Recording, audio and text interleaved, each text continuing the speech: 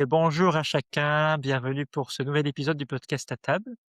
Bon, le podcast maintenant, il a un peu plus d'un an, à quelques jours près, c'était le 15 janvier 2025, le premier épisode. Voilà, donc il y a 2 personnes dans l'équipe, Mélanie, mon épouse, et puis moi, Cyril. On est une famille avec 2 enfants. Voilà, donc ça fait un an qu'on a lancé le podcast. Donc l'idée, c'est d'inviter des personnes pour qu'ils partagent leur parcours de foi avec le Seigneur, leurs défis, leurs doutes et puis leurs réussites et leurs joies. Voilà, les comme dans la Bible, des personnages de la Bible comme Jésus, voilà, l'exemple le plus classique qui a vécu sur terre et qui avait, vécu, voilà, une vie de foi et qui nous encourage par, ce qu'il y a écrit dans la Bible, dans son histoire. Alors aujourd'hui, on a, le retour de Chris Walter, qui était venu il y a plusieurs mois de ça pour partager son histoire. Donc si vous avez envie de retrouver ou de découvrir son début de vie, vous allez dans la description de l'épisode, que ce soit sur YouTube ou Spotify, pour avoir accès à ces premiers épisodes, donc de ses naissances à ses 22 ans. Et là, voilà, on va poursuivre son parcours donc après ses 22 ans avec une thématique, particulière, voilà, un peu de défi si j'ai bien compris, un peu de choses un peu complexes. On va partager ça. Comment tu vas déjà Chris? Ouais, ça va bien, merci. Bonjour tout le monde. Bonjour à chacun. Voilà, on va passer un petit moment ensemble, ouais, on Absolument, va se laisser conduire par le Seigneur et par absolument. son esprit, voilà. Alors qu'est-ce qui se passe à tes 22 ans ou après tes 22 ans?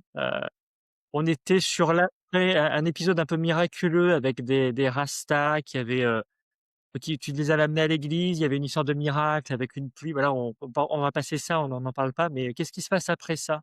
Après ce miracle? Bon, après ça, si on essaie de restructurer l'histoire, de la région où j'étais, D'accord. il se passe la fermeture des usines Ah ouais, Sacy-Lor, Usinor d'accord. et de toutes les mines de charbon OK, dans l'est de la France. À une grande partie, il y en avait déjà de fermées, mais voilà. Et quand, je cherchais du travail, j'avais du travail temporaire, mais ça devenait de plus en plus rare. Et après avoir eu, un petit laps de temps où j'étais, sans domicile et que j'étais dans une tente sous, heu d'accord. voilà, dans la rue, et être récupéré par, mes parents spirituels qui étaient mon pasteur, son épouse et enfin et sa famille, et il se trouve que voilà, j'étais au foyer, des migrants, foyer D'accord. Amni à Metz, et là, on me dit: «Pas de solution de travail. Il y a qu'une seule chose que vous pouvez faire, c'est partir dans un autre département». Entre-temps, j'ai, rencontré, des personnes très intéressantes pendant mes temps de vacances. Il y avait une église, méthodiste qui avait un centre de vacances, de travail-vacances dans le sud de la France, et on m'avait proposé d'y aller. Et là, j'ai rencontré un couple pastoral qui avait pas d'enfants, qui étaient, des pasteurs de Mulhouse, OK, et il se trouve que je suis resté 1 mois là-bas dans le midi de la France, dans le Minervois. OK, Et il se trouve que, 22 ans, 23 ans, c'était pendant l'été, où j'avais mes 23 ans. Après des moments de boulot, de chômage et cetera, il fallait que je prenne une décision. ouais, ouais, ouais. Je cherchais du travail et en même temps, j'entends parler, par le biais de ce couple pastoral du Midi, qu'une entreprise de maçonnerie cherchait, un maçon. OK, Et il se trouvait que je venais de finir mon 2e AFPA. La AFPA, c'est formation pour les adultes, et c'est l'équivalent du CAP, et contrairement à ce qu'on peut croire, ouais, l'État a mis ça en place, mais l'État ne le reconnaît pas comme un diplôme, et pourtant c'est eux qui l'ont fait. ça c'est original par contre, c'est très original. Il faut le savoir. C'est-à-dire qu'il faut prouver de 3 ans dans le métier, plus ce diplôme. Alors que si tu sors d'un CAP, traditionnel, tu es tout de suite reconnu comme maçon. Et c'est une spécificité parce que c'est la chambre du métier qui a mis ça en place avec l'État, et c'est pas l'éducation nationale. Donc il y a cette particularité. Alors je ferme la parenthèse. Ouais, c'est important. Il se trouve qu'il cherchait un maçon et j'ai dit: «Bon, ben, Seigneur, OK, D'accord. je vais faire ça». Et pendant mes voyages aller-retour, puisque j'avais pas beaucoup d'argent et très peu de travail, à un moment donné, j'avais la conviction qu'il fallait que je descende, et je dis: «OK Seigneur, comment je fais?» Et j'avais que 5 € en poche. 5 €, pardon, 5 francs. Oui, à l'époque, c'était des C'était, francs, c'est mais encore des on francs. comprend de quoi tu parles en disant 5 €. J'avais 5 francs en poche. Pendant les années de mes 22 à mes, 23 ans là, j'ai été plusieurs fois dans le midi de la France justement. Et ben, je descends et un jour je suis descendu avec 5 francs dans la poche et j'ai mis une semaine pour descendre et pendant une semaine, j'ai pas dormi une seule fois dehors. J'ai OK, toujours été reçu par des gens et j'ai toujours eu à manger matin, midi et soir d'accord, et quand je suis arrivé sur place, j'avais encore mes 5 francs. OK. Donc c'est extraordinaire ça. C'est il y a cette angoisse, cette peur de dire: «Qu'est-ce qu'on fait?»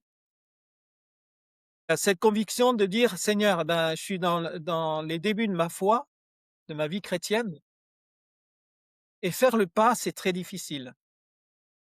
En partageant, par, WhatsApp ce que je te disais, cette notion de la foi implique un engagement qui est supérieur à la peur, à l'angoisse, au doute, mais ça ne veut pas dire que c'est pas là. C'est là. Et il se trouve que quand, cette entreprise m'a proposé de descendre, c'était une entreprise chrétienne Ouais, et j'ai dit: «Bon, ben, OK, alors j'y vais Seigneur, j'ai la conviction qu'il faut que j'y aille». J'ai pris une valise, un sac au dos, ma guitare et allez, j'ai fait du stop et je suis descendu comme ça. OK, J'ai même, je je dormais même dans les cabines des camionneurs. d'accord. C'était un truc de ouf, quoi. Hein, hein, hein. Mais jamais Dieu ne l'a laissé tomber. Je suis même tombé une fois malade où j'avais une telle fièvre que j'avais le visage complètement gonflé, mais il m'a pas laissé tomber et on est venu me chercher pour me ramener au lieu de vacances. C'est juste pour dire que la foi et ce que Dieu demande coûte quelque chose et si on se met à penser de ce qui pourrait nous arriver, Mmh mh, mmh. on ne fera jamais rien. D'accord, Et il y a cette confiance de dire: «Ça, oui, je suis conscient de ce qui peut arriver, mais je ne veux pas que ça soit ça qui influence ma décision». OK. Un Quand on lâcher prise saute quoi. dans l'eau en sachant un peu nager, on se dit: «Est-ce que je vais couler ou pas?» Et on prend le risque de dire: «Allez, je me jette à l'eau». Hein, Je peux, avoir du mal à nager, à me débattre et les premières fois, c'est un peu ambigu, quoi. Je veux dire dans notre tête, «Je sais pas nager, machin», mais il faut bien se jeter à l'eau à un moment donné. hein, hein. Peu de risques et on se met à 1 mètre de niveau d'eau et on se dit: «On y va tout doucement» ou on se dit: «Bon, bah, allez, on va se jeter dans l'eau et puis adviendra ce qui adviendra» Mmh mh. et on sait qu'on prend un risque Bien sûr. et il me semble que la foi, c'est ça. C'est prendre un risque, pas irraisonné puisqu'il est basé sur, notre Seigneur et sur ce qu'il nous demande. Absolument. Mais c'est quand même au niveau humain un challenge qui est pas naturel, c'est pas Tout dans à notre fait, nature de tout faire à ça. fait. Absolument. Alors, je suis descendu, dans le midi de la France, avec, mes affaires. J'avais mis tout le reste, chez des amis et je suis descendu et arrivé en bas, l'entreprise, qui devait m'embaucher, l'entreprise chrétienne, a eu un souci avec leur beau-fils. Enfin, le patron, il avait un beau-fils et il avait perdu son emploi D'accord. et en fin de compte, il m'avait pas prévenu, mais il a embauché son beau-fils plutôt, et il ne m'a pas entendu. Ce qui fait que je me suis retrouvé dans le midi de la France, à 23 ans, avec une guitare, heu, un sac au dos, une valise et Seigneur, qu'est-ce que je fais là, quoi? Et il y avait encore une base, du centre de colonie vacances où j'allais, qui est, dans un petit village, un petit hameau, du côté de la Livinière. Pour ceux qui connaissent, c'est, OK, Caunes-Minervois, Périac-Minervois, c'est la plaine de l'Aude avant d'attaquer la montagne, du Massif central, le OK. col du Nord, voilà. Mineur n'est pas loin d'ailleurs, entre parenthèses, si vous avez l'occasion d'aller là-bas, Et pourquoi pas? niveau d'histoire, c'est génial. Je reviens à mon témoignage et je me suis dit: «Qu'est-ce que je fais?» et comme c'était au mois de d'août, il y avait encore quelques tentes extérieures qu'il fallait plier pour fermer le camp. En fin de compte, le couple pastoral que j'avais rencontré pendant mes temps de vacances, ils m'ont dit: «Vas-y, fais ce que tu veux et tu plieras après quand tu auras un travail». Et je m'étais fait mon petit chez moi avec 3 tentes, Ah! avec un salon, salle à manger, cuisine, chambre et cetera, où je recevais des gens. D'accord. Puis, le premier jour où je suis arrivé et que j'ai appris cette nouvelle, j'ai dit: «OK Seigneur, je reste 15 jours là et après ça va pas, je remonte». OK. Et puis je me suis mis à prier habituellement, j'avais que ça à faire. Je me suis même pas écrit au chômage là-bas, rien. J'ai dit: «Seigneur, tu sais toi». Et dans le village, où il y avait, un centre, enfin de une maison qui dépendait un peu de centre de colonies de vacances, il y avait une missionnaire qui était là et elle m'a dit: «Écoute, viens manger à midi et puis le matin et le soir tu te débrouilles quoi». OK. Et puis, ben, je me suis mis à composer des chants, à Excellent. voilà, j'apprenais ma guitare j'apprenais vraiment à jouer de la guitare à ce moment-là et puis j'ai tout laissé dans les bras du Seigneur, je m'en suis plus occupé. Et le 14e jour, à midi, un homme est venu toquer à la porte de ce bâtiment, de cette maison-là, heu, dont il connaissait la missionnaire et puis, je j'ouvre et il me dit: «J'ai appris que vous cherchez du travail». J'ai dit: «Ben, oui». Il me dit: «Écoutez, je vous embauche, je vous fais un contrat de 2 ans d'études pour un BPA viticole agricole. Est-ce que Génial. c'est OK?» Excellent. J'ai dit: «OK, on y va». Le 14e jour, à midi, quoi. J'ai dit au Seigneur: «15 jours, je m'en vais». Trop drôle. Et je crois qu'il a dû rire avec mon ultimatum. Et ça, c'est important de se dire que quand on est jeune dans la foi, il faut pas avoir peur de demander au Seigneur des choses qui paraissent un peu, heu, en disant, comme un enfant gâté. Ouais, bien sûr. Heu, on n'est pas encore adolescent, on n'est pas vraiment des adultes, Ouais. on grandit et le Seigneur tient compte de ça comme un père le fait pour son enfant. Il y a pas de mal à demander quelque chose qui a l'air un peu, voilà, heu, au-delà du supra-spirituel, des choses concrètes.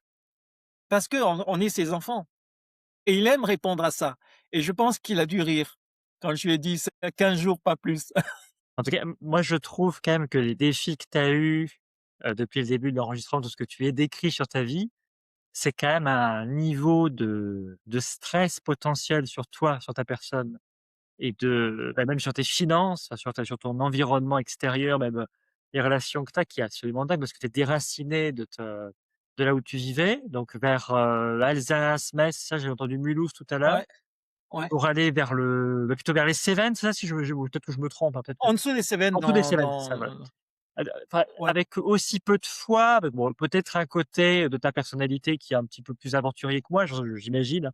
Voilà, c'est un côté un peu, c'est déstructuré, quoi. Tu es laissé guider. Je pense qu'il y a avoir des moments où tu as dû avoir peur quand même, je présume. Oui, Tu l'as pas forcément dit oui, de alors, façon explicite ou je l'ai pas compris comme ça. Peut-être que tu l'as très bien dit, moi j'ai pas capté, mais je veux dire, est-ce qu'il y a des jours peut-être que tu as juste pas dormi, ou tu as tremblé, ou tu as eu du mal à t'endormir parce que tu avais peur ou et je crois que, chacun d'entre nous, on est fait d'une certaine manière, d'une ouais, certaine essence tout à fait. Oui, et de par mon existence passée, de tout tout ce à que fait, j'ai vécu, complètement. ces défis-là, pour moi, ne se trouvaient c'était presque naturel. Tout à fait. C'était Ouais, normal, ouais, ce ouais, qui ne le serait pas pour d'autres. absolument. Et je dis pas qu'il y a pas eu des moments où je n'ai pas angoissé.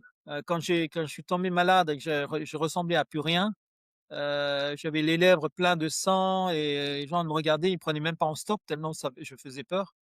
Il a fallu que j'appelle quelqu'un, j'étais pas très loin du centre de vacances, mais voilà, il a fallu que j'appelle quelqu'un pour qu'il vienne me chercher. Panique et puis les pièces de monnaie, je présume, hein? Je fais des hypothèses, mais Oui, oui, c'est ça, c'est exactement ça. Il se trouve que c'est dans des moments-là ouais, où tu as l'épreuve qui arrive au moment de ta marche dans la foi qui te met en position de: «Oh non mais ça va pas, qu'est-ce qui m'arrive? Où j'en suis?» et où il y a une forme de doute, vraiment de dire: «Mais c'est tu pas sage, quoi». Mais quand on est jeune dans la foi et vu ce que j'avais vécu, je me suis je même pas je me suis pas posé plus de questions. Je savais qu'il y avait un objectif et ce que je voyais, c'était l'objectif et non la situation dans laquelle j'étais absolument. et c'est Paul qui dit à un moment donné, «Je cours vers le but» Tout à fait. et quand on voit tout ce qu'il a traversé, Ouais. son objectif, c'était ça. C'était sa vie éternelle avec Dieu. Tu parles de Paul, c'est là, maintenant, Christ en 2026. Est-ce que quand tu étais jeune à 23 ans, tu te savais cette citation de Paul et que tu avais vraiment cet enracinement pour prendre conscience que c'est finalement, c'est pas une banalité, mais je veux dire, c'est un défi qui est face à toi. Faut juste persévérer, se battre et puis tu vas y arriver. C'est facile de dire ça maintenant. Est-ce qu'à l'époque, tu en avais la Non, capacité? Ouais, mais même en ce temps-là, j'avais pas la notion et la ouais, connaissance théologique que j'ai aujourd'hui, exactement. mais quand c'est un don, Ouais, quand c'est un don. Ouais, ouais, la question est totalement différente. Quand ça fait partie de toi, quand tu sais que Dieu t'a créé depuis le la création du monde et que même les épreuves depuis ta naissance fait ce que tu es, ouais, ouais, la situation que tu vas vivre après, quand c'est dans l'objectif de Dieu, est totalement différente. c'est beau. C'est c'est ce qui fait la complémentarité de chacun d'entre nous. Je veux dire, je vais juste donner une histoire importante quand même à dire, Oui, en exemple, hein. tout à fait. Je donne un simple exemple. Heu, une des expériences que j'ai fait, quand je reviens un peu avant heu, mes 20 ans, je me suis retrouvé dans un rassemblement chrétien à Chalon-sur-Saône Ouais, je qui me s'appelait rappelle, la Porte Ouverte tout à fait. et il se trouve là qu'il y avait, je crois que c'était Urquhart Urquhart, d'accord, ça s'appelle Urquhart. qui était là C'est une personne, c'est ça, Urquhart? et il me semble, hein, dans mes souvenirs et il se trouve que Urquhart, il a commencé, sa 2 prédication en disant ceci: «Je ne vais pas faire de prédication là. Je ne vais pas vous enseigner. OK, J'ai vraiment à cœur de vous dire stop. Maintenant, stop. Vous allez avoir une vraie relation avec Dieu. Vous allez dans vos tentes, dans vos chambres, ouais, dans vos caravanes, un ou 2, 3 maximum et vous allez prier maintenant pour savoir comment Dieu va vous parler. d'accord, C'est bien d'avoir, des enseignements, mais si vous l'expérimentez pas, ça sert à rien» OK, et il se trouve qu'on est tous sortis de là et j'étais avec une personne qui s'appelait Claire-Lise André, très bien. qui, je sais pas si tu connais, la famille André, mais Pas nécessairement, mais pas de souci. son J'ai trop bien. père, et ça date de loin, hein, je veux dire, c'est le siècle passé, hein. Mais il se trouve qu'on s'est retrouvés dans ma tente et là on a simplement prié.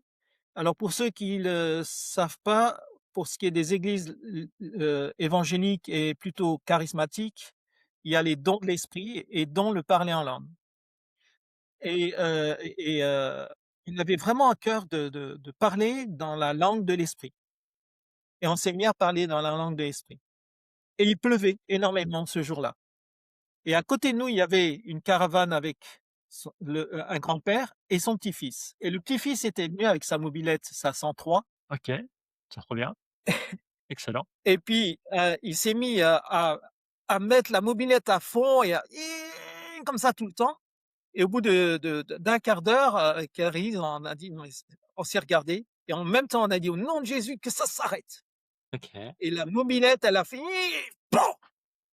elle s'est arrêtée net OK,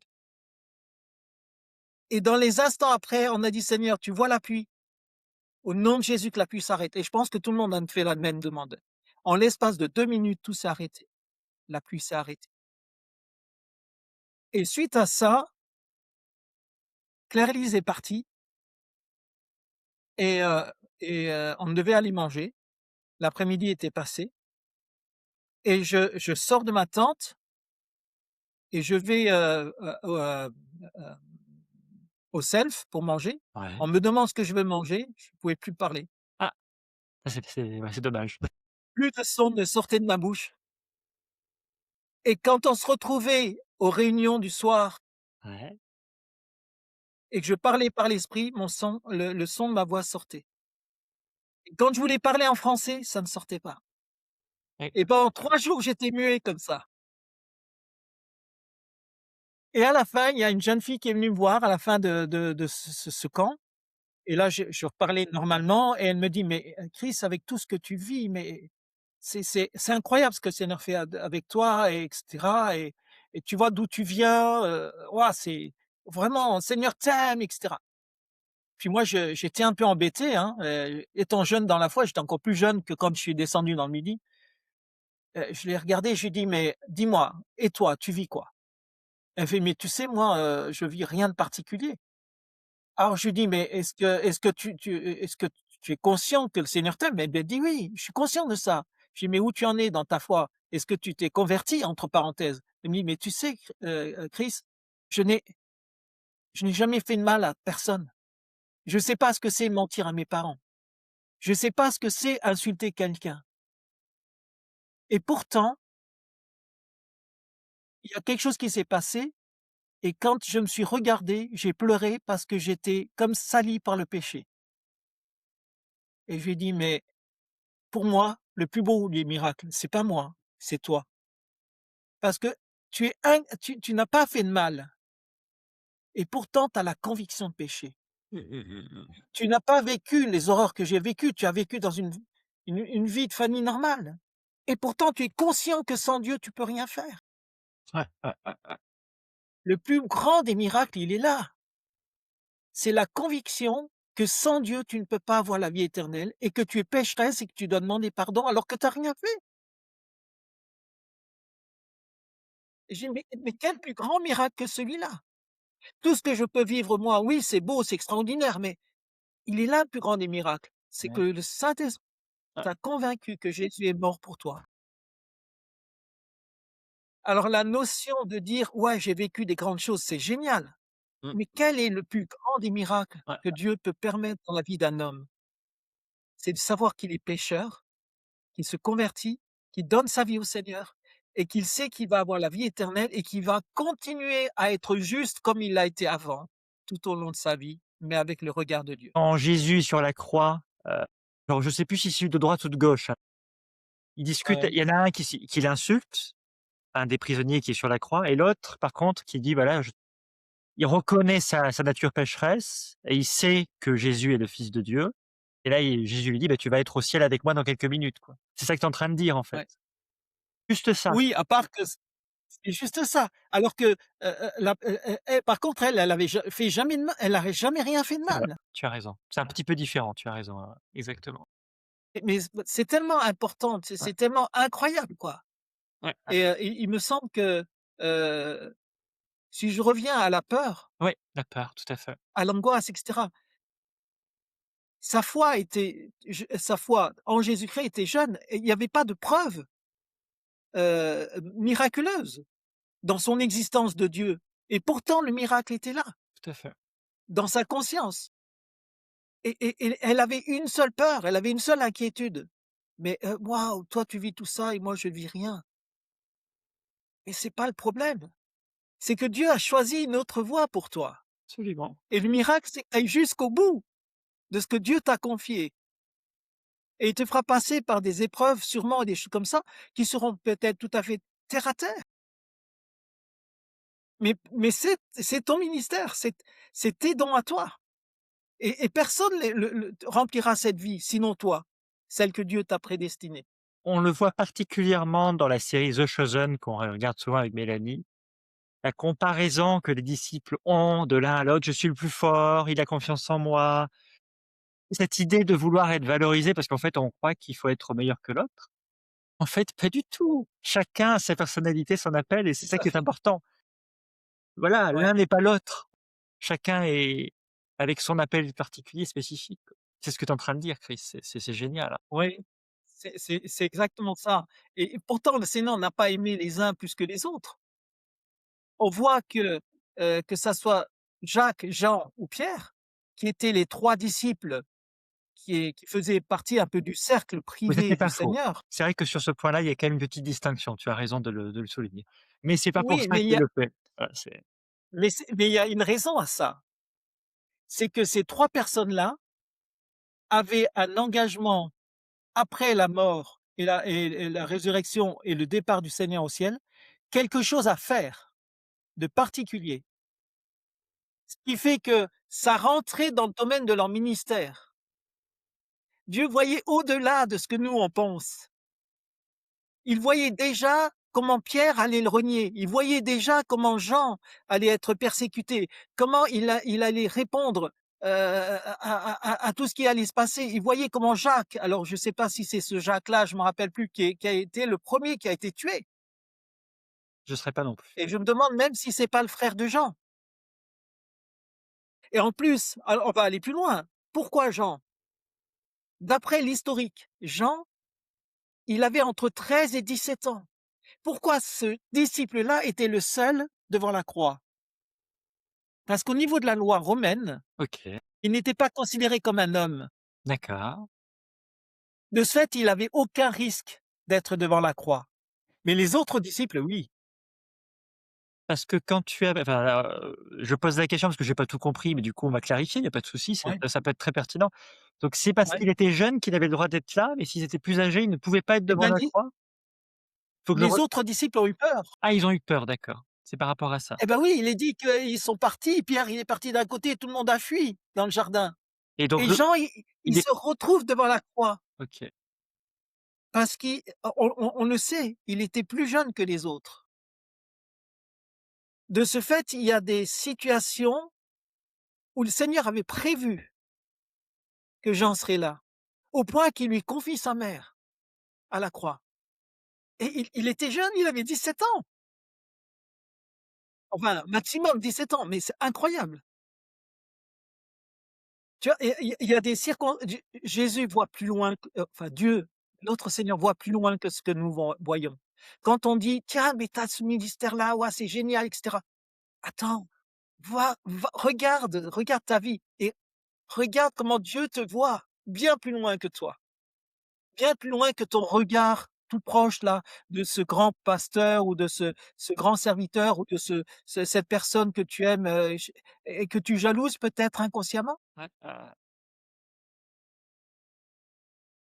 Ça c'est et je me semble que c'est important. Il faut pas avoir peur de ça. Jean avait une capacité, une possibilité que les autres disciples n'avaient pas. C'est pour ça qu'il était un des 3. Jacques, il me semblerait, mais bon, peut-être que je dis une bêtise, mais il me semblerait que c'était, celui qui a été tué le premier. Après le premier dans la persécution et qui était son frère. moi je Les fils on les appelait les fils du tonnerre tout à fait. et j'aime bien dire ça. Jean était un des fils du tonnerre et c'est lui qui a écrit l'évangile de l'amour. Ça, c'est beau. Il voulait mettre le feu à un village. Non mais tu t'imagines des trucs? Et c'est le même qui va parler d'amour et qui va dévoiler l'amour du Père de Jésus. Ah c'est un truc de ouf quoi. La transformation miraculeuse dans sa vie. Bon bref, voilà, je referme la parenthèse un peu théologique. Pas de souci, mais c'est intéressant, c'est intéressant. D'ailleurs, moi, je me rends compte de plus en plus avec les épisodes du podcast à table que je ne connais pas suffisamment ma Bible parce qu'on se pose des questions très intéressantes, dont celle que tu as posée.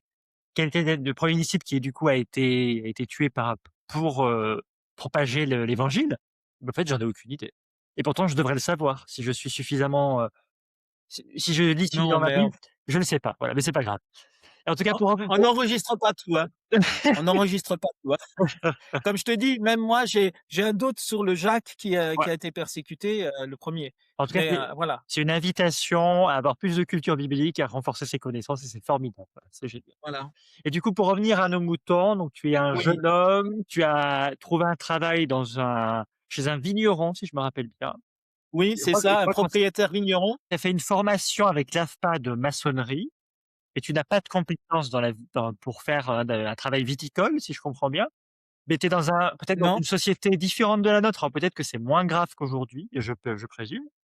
Alors comment tu fais? Tu arrives à travailler quand même, à découvrir le monde de la vigne, du vin, du raisin? non, alors la formation d'un BPA, agricole viticole se faisait en 3 ou 2 ans. Il y avait une formation là-dedans, donc c'était tu avais des compétences, pardon. C'était une forma Il me proposait une formation en étant salarié Super, donc une sorte d'alternance un peu, et d'apprentissage, ouais. voilà, c'était une forme d'alternance. J'allais une semaine par mois, à Pézenas pour ceux qui connaissent. Ça parle, je pense, c'est un peu connu. Et c'est après Béziers. Alors moi, j'habitais carrément à l'extrême, enfin, mon entreprise était à l'extrême, ouest de l'Hérault et il D'accord. fallait que j'aille à l'extrême est juste avant Montpellier pour faire mes études Tu et je étais n'avais qu'une mobilette Ah, tu avais ta mobylette, ça va. C'était et pas que j'avais pas de permis. Alors on m'avait donné une mobilette et j'avais pas de permis. pas le permis de la mobylette ou pas le permis de la voiture? Tu avais quoi comme tu avais le droit de La rouler? voiture, Ah voilà, c'est ça, tout mais j'avais, je sais plus comment il doit y avoir 70 kilomètres donc et c'est je énorme. faisais 70 kilomètres pour aller D'accord, sur mon lieu de formation OK, et là, c'est aussi des miracles les uns après les autres. OK, Je commence et je me dis: «OK, on fait comme ça». Entre temps, je rencontre, je vais à l'église de Pentecôte, à Béziers OK. et là, je rencontre une mamie Tribuchon et qui me pose des questions. Elle me dit, «Ah ouais, bah, écoute, oui, j'ai entendu parler machin», parce que j'allais quand même dans une église à Lézignan-Corbière là-bas, par intermittence et écoute, moi, ce que je te propose, c'est que quand tu as la formation, tu viens dormir à la maison et qu'après tu ailles à la formation. Ça me faisait couper la poire en 2. Super. Si, alors je me retrouve avec un lieu pour dormir et en même temps, après, dans l'église de Béziers, je rencontre un couple ils étaient, facteurs à Pézenas et ils me disent: «Écoute, on a entendu parler de toi, on a un appartement, que l'on loue normalement pour l'été, mais si tu veux, on te le prête gratuitement à Pézenas pour que tu puisses faire tes études». Waouh! Eh beh, dis donc, merci Ça fait Seigneur. Ouais. Ça fait que j'allais de mon lieu de mon lieu de domicile, la Livinière, enfin voilà, complètement à l'ouest de l'Hérault, en mobilette jusqu'à Béziers. À Béziers, je dormais la nuit. Le lendemain, je partais jusqu'à Pézenas et pendant toute la semaine, j'étais dans cette maison et après je faisais la même chose dans le sens inverse et je rentrais. Et le Seigneur a pourvu comme ça pour le logement. Concernant mon permis, je n'avais que le code. D'accord. Mon patron m'a inscrit à l'auto-école parce qu'il y avait besoin du permis pour conduire les viticulteurs, saisonniers, le tracteur, il y avait pas besoin de permis, mais sur la route, oui, enfin bref. Et il me dit: «Ben, je t'inscris au permis». Il me dit: «OK». Je vais à l'auto-école, je passe mon inscription et il me dit: «OK, ben, je vous prends, mais vous avez le permis voiture?» Je lui dis: «Ben non, j'ai que le code». Il me dit: «Ben, c'est pas grave». Et il me met pen 2 leçons sur la voiture et après il me met tout de suite dans un camion, pour, l'équivalent du bus et du camion en même temps. D'accord. Et là, j'y passe mes leçons de permis et la 1re fois où il y a l'inspecteur, enfin où j'ai le permis, où je dois le passer avec l'inspecteur, je conduis, ils me disent rien et après ils s'arrêtent, ils me disent: «Ben, aucune faute, j'ai rien à vous reprocher, à part que j'ai un souci, c'est que vous avez pas de permis voiture. Je peux pas vous donner le permis, vous avez même pas de permis voiture. C'est pour le bus et pour le camion que vous êtes là. Je peux Ouais, pas vous donner le permis». d'accord. Il me dit: Mais ça c'est pas normal» et il regarde l'auto-école, il dit: «Mais vous l'avez pas vu ça?» Et le gars il a dit: «Bah j'ai non je me rappelle pas». Et il me dit: «Mais tu ne m'avais pas dit». J'ai dit: «Si, si, vous le saviez». Bon, après, il s'en va, ce qui fait que j'ai pas eu le permis parce que j'avais pas de permis voiture. D'accord, donc ça ramène des difficultés. D'accord. Et alors, ce qui est incroyable, c'est qu'après, je vais le voir à part, je lui dis: «Mais vous le saviez?» et cetera. Il dit: «Oui, je sais, mais cet inspecteur-là, il est un peu particulier, j'ai pas osé, voilà». Il dit: «Mais t'inquiète pas, reprends, 4-5 leçons et on t'inscrit au prochain». Mais à ce moment-là, il a fallu que je les paye. Jusque-là, tout était gratuit. OK. Alors j'ai payé, 5 leçons de conduite pour pas ga perdre la main et au prochain, et arrive le prochain examen avec l'inspecteur Je monte dans le camion, je conduis, machin, et cetera, et il s'arrête, il me dit: «Je peux rien vous reprocher». Il dit: «Mais par contre, vous avez pas le permis voiture». Alors j'ai dit: «Oui, je sais». Il me regarde, il me dit: «Je sais pas pourquoi je fais ça.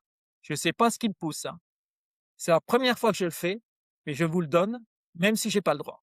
D'accord, Et il m'a donné mon permis comme ça. Pour m Et l'équivalent de ce que j'avais payé, c'était 1 500 francs. d'accord. Aujourd'hui, en euros, je sais pas ce que ça donne, hein, je crois que c'est l'équivalent de 350. C'est là où il y a cette foi qui enfin, c'est, comment dire? L'approbation de Dieu Oui, dans ta foi, dans là où Dieu te place. Quoi que tu fasses, il te devance déjà.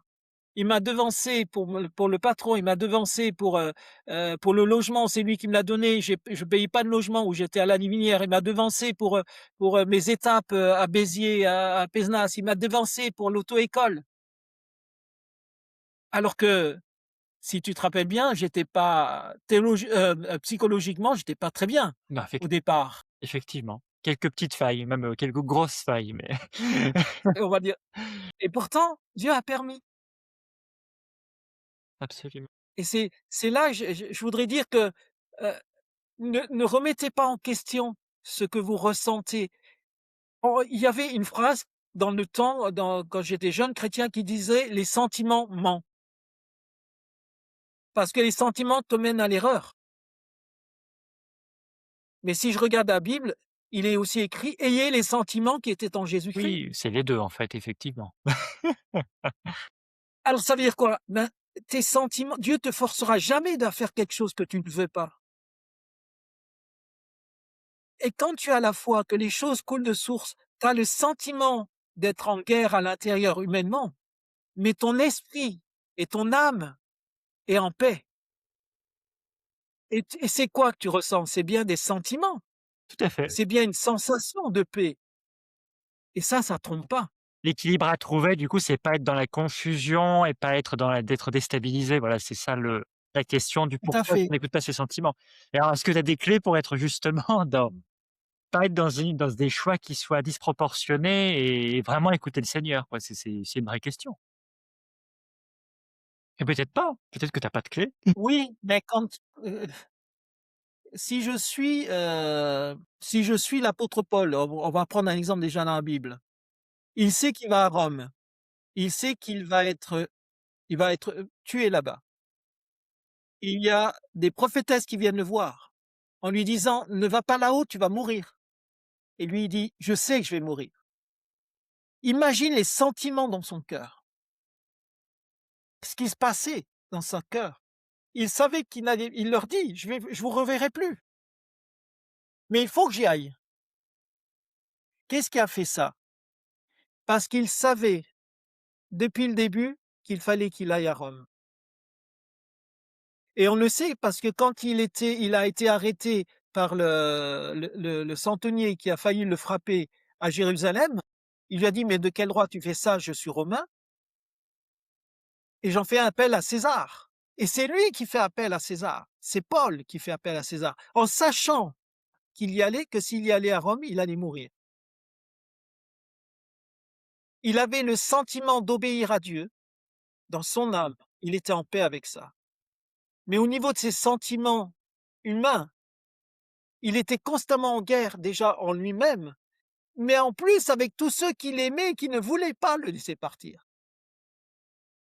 Et ce qui a aidé Paul, c'est les étapes qui ont prouvé comme quoi il devait y aller. Quand il part de Jérusalem, il est avec une cohorte parce que son neveu fait apprendre au centenier que quelqu'un veut le tuer pendant le voyage. D'accord, Alors ils partent plus tôt et Paul voit comment Dieu est en train de mettre en place même les ennemis de l'Église pour l'emmener là où il doit être. Et ça doit être un des critères. OK. Mmh, Qu'est-ce que Dieu est en train de mettre en place dans ce que le Seigneur t'a donné? Regarde les portes qui s'ouvrent. Regarde, même si tes sentiments humains qui sont importants, de frères, de sœurs: «Tiens, tu vas déménager à tel, tu vas aller dans tel pays, tu dois changer de ville». Qu'est qu'est-ce qui te lie là? Ah, Seigneur, mais j'ai mes frères et sœurs là, j'ai ma famille. OK, je suis OK avec ça, je comprends, mais regarde comment j'ouvre les portes. C'est là où il y a le verset que le Seigneur dit: «Celui qui aimera plus sa vie que moi la perdra», tout à fait. et dans ce verset, il parle aussi de l'épouse, mais c'est un complément qui avait été donné. Il parle de la famille, des parents, du travail, la vie sociale, la vie relationnelle, à part. Il dit plus, c'est écrit dans le verset, heu «Qui aime plus sa femme que moi», cette partie-là a été rajoutée après, OK, parce qu'en fin de compte, les 2 ne font qu'une seule chair. Je ferme la parenthèse. tout à fait. Il y a un accord spécifique avec ça, c'est-à-dire que Dieu ne forcera jamais quelqu'un de se séparer, normalement, hein, Oui, à moins d'un accord commun, ouais, mais normalement, se séparer alors que c'est Dieu qui les a unis. tout à fait. OK, Voilà, et là, je ferme juste un peu la parenthèse, mais il y a ces portes qui s'ouvrent, et même dans la vie personnelle, quand Dieu te met quelque chose à cœur, il te parle une première fois, toi, personnellement, tout à fait. et on va reprendre là les stades du domaine prophétique de l'Ancien Testament. OK, En général, dans l'Ancien Testament, Dieu parle une fois, il met les choses à cœur. Il va parler une deuxième fois, et il va parler une troisième fois. La première fois, il te parle à toi. Quel est ton cœur? Quelle est ta disposition? Comment tu réagis à ce que Dieu te dit, et cetera. Après: «Seigneur, mais je fais quoi avec ça?» Et là, tu as un inconnu qui vient, une personne qui ne te connaît pas, et même, ou une personne qui te connaît, mais qui ne sait pas, ce que tu es en train de vivre, et à travers ce il ou elle va te dire, ça fait comme un flash, tac, tu te retrouves avec la même proposition que Dieu te fait,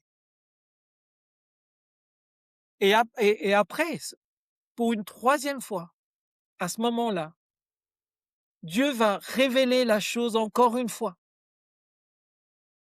par des personnes qui sont proches, par l'Église, et cetera, par la manière dont tu es en train de remplir ton ministère à travers les dons au niveau du service. Quand tu sers le Seigneur, les gens le voient, et ils vont dire: «Tiens, bah, toi, ça serait chouette si tu fais ça», et cetera, et tu as une troisième confirmation.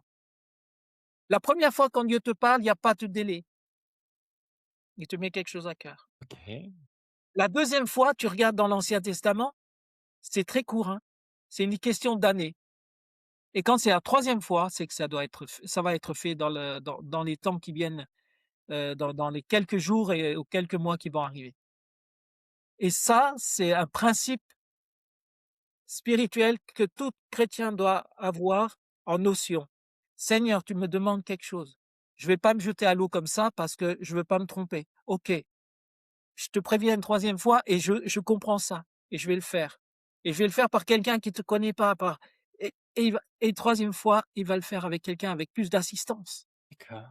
et là, à ce moment-là, tu as les portes qui s'ouvrent déjà sur le fait de faire. C'est pas encore fait là, et une fois que c'est ça, là, la troisième fois, tu dois dire: «Mais Seigneur, montre-moi la porte que tu veux ouvrir, que je sois, réceptif à ça. Fais ce qu'il faut. Je sais que je ne me trompe pas puisque tu me l'as dit, mais je veux pas me tromper de chemin. Je veux pas prendre une mauvaise porte. Je veux vraiment attendre le moment où toi, tu veux ouvrir cette porte». Voilà, et là aussi, je ferme la parenthèse. Mais quand j'étais jeune, à mes 23 ans, Ouais, ouais, ouais. ces notions-là, je les connaissais pas. Et bien sûr, Je les ai vécues, mais je les connaissais pas. Et aujourd'hui, je peux en parler en relation avec la parole de Dieu, parce que c'est ce qui s'est passé, quoi. C'est copier-coller tout à fait. dans ce que j'ai vécu. Super. Donc tu as le permis, que tu cherchais pour ta profession, de façon, on va dire, un peu miraculeuse avec une personne qui n'a pas réellement le droit de te le donner, mais il te le donne quand même et tu peux poursuivre ton cheminement professionnel, c'est ça? On était sur cette partie-là, du Oui, coup? voilà. Excellent. Alors après ça, j'ai fini mes 2 ans avec ma formation, et cetera, et entre-temps, je me suis marié, Super. OK. et et de là, j'allais dans une église dans une cellule de maison et en même temps à l'église de Pentecôte, voilà. Et puis, à un moment donné, on a heu, la mère de mes enfants habitait Lézignan quand elle était jeune et puis sa maman habitait encore là-bas et il se trouve que étant en relation avec la cellule de maison qui, elle, n'allait pas à l'église de Pentecôte, 3 jours avant le mariage, le pasteur vient me voir et me dit: «On vous marie pas, Ah, ah bon? parce que vous êtes en relation avec des frères et sœurs qui sont pas chez nous, qui étaient chez nous, mais qui sont partis et qui vont ailleurs. D'accord. Et nous, on avait envoyé les faire-part et tout à tout le monde pour qu'ils viennent au mariage». Alors là, j'étais débité. Franchement, là, c'est qu'est-ce que je fais, quoi? Qu'est-ce qu'on fait? Et cette cellule de maison était en relation avec une église, on va dire apostolique, hein, plutôt, ce qu'on appelait les 5 ministères. C'était l'équipe Néhémie et quand ils ont appris ça, ils ont dit: «Bah, c'est pas grave, vous venez dimanche chez nous et on vous marie». En Ariège, tu dis? L'Ariège, c'est pas tout près de Pézenas quand même? Enfin, de là où tu étais? C'était, Si, c'est l'Aude, tu as l'Aude, sur la carte de France, ouais, je l'ai amené face à toi. Tu as la carte de France ici, ouais. tu as l'Aude là, tu as l'Ariège là, tu as Toulouse, et Oui, tu as voilà, c'est Toulouse ça. ici. Les Alors 3. c'est d'un département à l'autre. Alors moi, j'étais frontalier entre l'Aude et l'Hérault. D'accord, donc ça passe encore. Donc c'est quoi? C'est 2-3 heures de route, Donc c'est ça, pas plus? heu, 1 Ou heure et demie. 1 heure et demie. Ah beh, voilà, beh, c'est parfait, super. Je passais Carcassonne. Après Carcassonne, c'était, par l'autoroute, après à gauche, c'était Pamiers, c'était voilà. Et il dit: «Ben, on vous marie». Trop bien. Bon, mais il y avait aucun invité. On a appris après coup que tous nos invités, ils se sont retrouvés devant la porte de l'église, porte close. Je te dis pas le témoignage. Parce que forcément, vous êtes pas dans une société comme aujourd'hui où vous pouvez envoyer un mail à 200 personnes disant: «Voilà, change-moi d'adresse» et puis, Ça existait pas. bah, oui, comment tu fais, quoi? Tu voilà, Franchement, avant, il y avait que le courrier. c'est ça exactement. Après tu peux peut-être les appeler avec un téléphone fixe, mais ça prendrait 3 siècles et puis il faut tous les numéros, enfin tu Non, mais même c'est impossible. tu sais, quand tu es débité et que tu sais pas quoi faire là, Ouais, c'est tu pas évident. en gros, grosso modo, vous êtes mariés là-bas, en petit comité, dans un cadre tout à Voilà, fait en différent de ce petit que vous aviez comité. imaginé. Voilà. Et alors, comment faire? Parce moi, j'avais qu'un salaire d'ouvrier et en fin de compte, on a des amis qui nous ont dit: «Bah, écoutez, vous inquiétez pas, le Seigneur va pourvoir». J'ai eu mon costume de mariage gratuitement. La mère de mes enfants a eu sa robe de mariée gratuitement. Le repas était gratuit. On n'a rien payé pour notre mariage, juste les bagues. OK. Et là, tu te dis: «Mais on se croirait en 1968, toi». Le style, new age, «Ah, t'inquiète pas, tout cool, ça va aller». OK. Tu sais, hein, genre de truc, ouais, ici, c'est la paix, quoi. On va faire avec ce qu'on a. C'était un peu cette mentalité-là et Et c'est l'époque aussi ou pas? Non, c'est plus tard peut-être? C'est non, non, c'est dans le 85 85, d'accord. OK, OK. et quand même, 68, 70, 80, c'était 17 ans après. Peut-être tu sûrement les fruits de cette époque-là dans la société, plus que maintenant peut-être, mais en tout cas, Ouais. c'est quand même, il y a un écart significatif. OK, OK, d'accord. Et là, tu vois, je me suis marié avec la mère de mes enfants. Pour moi, ça reste encore, un questionnement. Il se trouve qu'aujourd'hui, je ne suis plus marié avec elle. Oui, pas de souci. Pour diverses raisons, on en reparlera une autre fois s'il le faut. Après c'est personnel, hein, tu es pas obligé de tout raconter non plus, mais c'est personnel, je pense. Non, non, non, mais c'est important parce qu'il y a Ah! beaucoup de personnes. Ouais, non, mais ce serait important d'en OK. parler D'accord, d'accord. parce que beaucoup de personnes ont une idée de ce que dit la Bible sur ce qui est du la séparation, le divorce et cetera. OK, Qui foutent des familles en l'air, qui foutent des couples en l'air, qui c'est une horreur, OK. et qui mettent des jougs sur le dos des gens, des fardeaux qu'eux-mêmes ne porteraient pas. OK.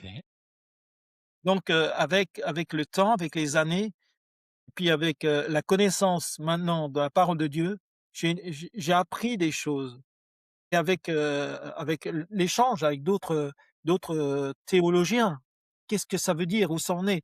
J'ai appris des choses qui, aujourd'hui, se répandent dans nos églises, dans nos communautés, dans nos cellules, qui sont pas bibliques, mais pour pas dessous. D'accord. C'est moche à dire, hein, mais je risque là de mettre une bombe, mais, voilà, on en reparlera. En tous les cas, bon, il y a des églises qui sont super et qui font ce que la parole de Dieu dit, hein. Mais voilà. En tous les cas, voilà, je me suis retrouvé, avec la mère de mes enfants et je me suis marié là-bas. Et après j'ai eu la fin de mon contrat et on est parti donc en Ariège. En Ariège, je loue un petit appartement, je cherche du travail, je faisais du travail temporaire et dans les entreprises et là, j'ai dit: «Seigneur, qu'est-ce que je fais?» Et là aussi pareil, un patron me contacte, il me dit: «J'ai besoin de quelqu'un pour 1 an, est-ce que c'est OK pour toi?» Et j'ai travaillé dans l'espace vert pendant 1 an. OK. Parce que j'avais le permis poids lourd. Ah! OK. Quand l'entreprise de viticole m'a embauché, c'est parce que j'avais une connaissance en maçonnerie, parce qu'il y avait aussi des petits ouvrages d'art à faire, que ce soit dans les champs ou dans les bâtiments et c'est pour ça qu'il m'a embauché aussi, enfin qu'il m'a proposé ça. Donc tout ce que le Seigneur permet de Ouais, faire, ouais. à un moment donné, te servira dans ton ministère ou dans là où Dieu te place. C'est jamais en vain. Excellent, excellent. Alors et il se trouve qu'à un moment donné, alors je donne un exemple tout simple, aussi de foi quelque part de ce que c'est d'obéir au Seigneur. J'avais perdu mon petit frère de vue quand j'étais à l'orphelinat. Plus de nouvelles, on l'avait mis dehors. OK. J'arrive en Ariège, à Pamiers et je prie pour la famille, enfin pour ma famille, tout ça. Bon, je connaissais pas, toute ma famille puisque je savais même pas de combien de frères et sœurs j'avais. Je sais que j'avais une sœur et un grand frère, mais après le reste enfin un petit frère, pardon, mais le reste je savais pas. OK. Et puis, soir, je regarde la mère de mes enfants, je lui dis: «Écoute, il faut qu'on aille sur la place de la ville parce que je vais retrouver mon petit frère». Alors que ça faisait, 16, 16-25, ça faisait, 9 ans que je l'avais pas vu. D'accord. C'est à ce point-là? Ouais, d'accord. Ouais, ouais, perdu de vue, pas de nouvelles, rien. Je lui dis: «Il faut que j'aille là, il faut qu'on aille là parce que j'ai retrouvé mon petit frère» et on descend, c'était, en fin d'automne, on va sur la place de Pamiers et là, tous les magasins étaient fermés sauf la boulangerie. Un couple sort, j'étais à 200 mètres, hein. Je dis à la mère de mes enfants: «C'est mon frère». On va droit sur lui, je l'appelle: «Didier!» Et c'était lui. Il t'a reconnu? Il m'a reconnu tout de suite. Donc ça faisait 16 ans que tu l'avais pas vu, c'est ça que tu as dit? Ça faisait 9 ans que je Ah l'avais 9 pas ans, vu. 9 ans, d'accord. Bah, c'est déjà Mais énorme. 9 ans, c'est quand tu perds quelqu'un de vue, la France est grande et en fin de compte, je l'ai retrouvé. Je lui ai demandé qu'est-ce qu'il faisait là. Il disait: «Ben, j'ai fait, 1 an et demi, je me suis engagé pour 1 an et demi dans les paracommandos et voilà, j'ai rencontré une personne là et on vit ensemble». Mais alors moi, j'étais cassé, mais lui, il est plus il a franchement, Seigneur, que c'est bon de voir ta main sur ma vie parce que quand je vois ma famille, Seigneur, c'est C'est pas la même chose? Dieu les aime, il nous aime, mais voilà, ça a été c'est très difficile et ils sont encore marqués par ce que nous avons vécu. En tous les cas, voilà, il se trouve que je le retrouve et j'allais dans l'église dont les frères nous avaient mariés. Il y avait une petite maison une maison à Pamiers, une maison, genre de cellule de maison. OK. Et là, il est venu avec et il a donné sa vie au Seigneur, lui et son épouse. Aujourd'hui, son épouse est décédée et puis lui, il a quitté Dieu. Enfin, il a repris sa vie, mais il a fait un pas avec le Seigneur et c'était important et c'est tu vois? Et quand même, pourquoi pas mieux? Ouais. Quelle coïncidence. Ouais. donc ouais, c'est pour moi, c'est pas la coïncidence. Ouais, tout à fait. Un autre jour, si l'occasion nous est donnée, j'aimerais bien parler de l'emprise des frères et des sœurs, OK. d'un système qui pourrait influencer la vie, ta vie en tant que chrétien, jusqu'où ils peuvent aller, où ils ne peuvent pas aller. Et c'est vraiment un débat. C'est quelle influence ont les personnes qui t'entourent et jusqu'où la parole de Dieu leur permet d'aller. Parce que voilà, Que les gens comprennent du coup qu'on va inviter Chris Walter à peu près 10 000 fois parce que à chaque épisode, il dit: J'aborderai ce sujet-là plus tard, une autre fois». On va t'inviter 10 000 fois, mais excuse, peut-être. excuse, sinon je l'écrirai. Ah là, pas de souci, ouais, je suis ravi. C'est juste que ça prendra du temps. Je pense qu'en 2052, on n'aura pas terminé. Non mais non mais c'est vraiment aujourd'hui, c'est important. Ouais, ouais. Je vais juste donner une phrase. Oui, La vas-y, raison vas-y. pour laquelle je me suis retrouvé à Pamiers, Ouais, ouais. c'est par obéissance aux frères et sœurs. Ils nous avaient mariés et il se trouve qu'à un moment donné, j'ai fait une évangélisation avec un frère chrétien que je connaissais pas, D'accord,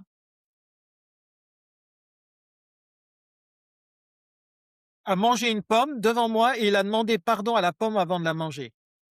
Oh, j'ai dit: «Là, il y a du louche» et après alors j'explique, hein, et alors je lui dis: «Mais c'est pas logique, c'est pas biblique ce que tu fais». Il dit: «Ben, je l'ai à cœur et je fais comme ça quand je mange un fruit» et puis après, il dit: «Bon, maintenant, on va évangéliser puisqu'il y a personne dans la rue, on va aller dans un café» et il sort une cigarette.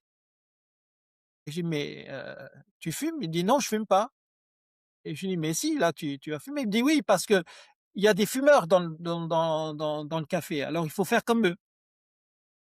Et ça, moi, théologiquement, c'était pas clair. Donc j'en ai parlé à la cellule de maison où j'étais et il se trouve qu'apparemment, parce que je lui ai tenu tête, le groupe le groupe communautaire m'avait proposé de venir chez eux.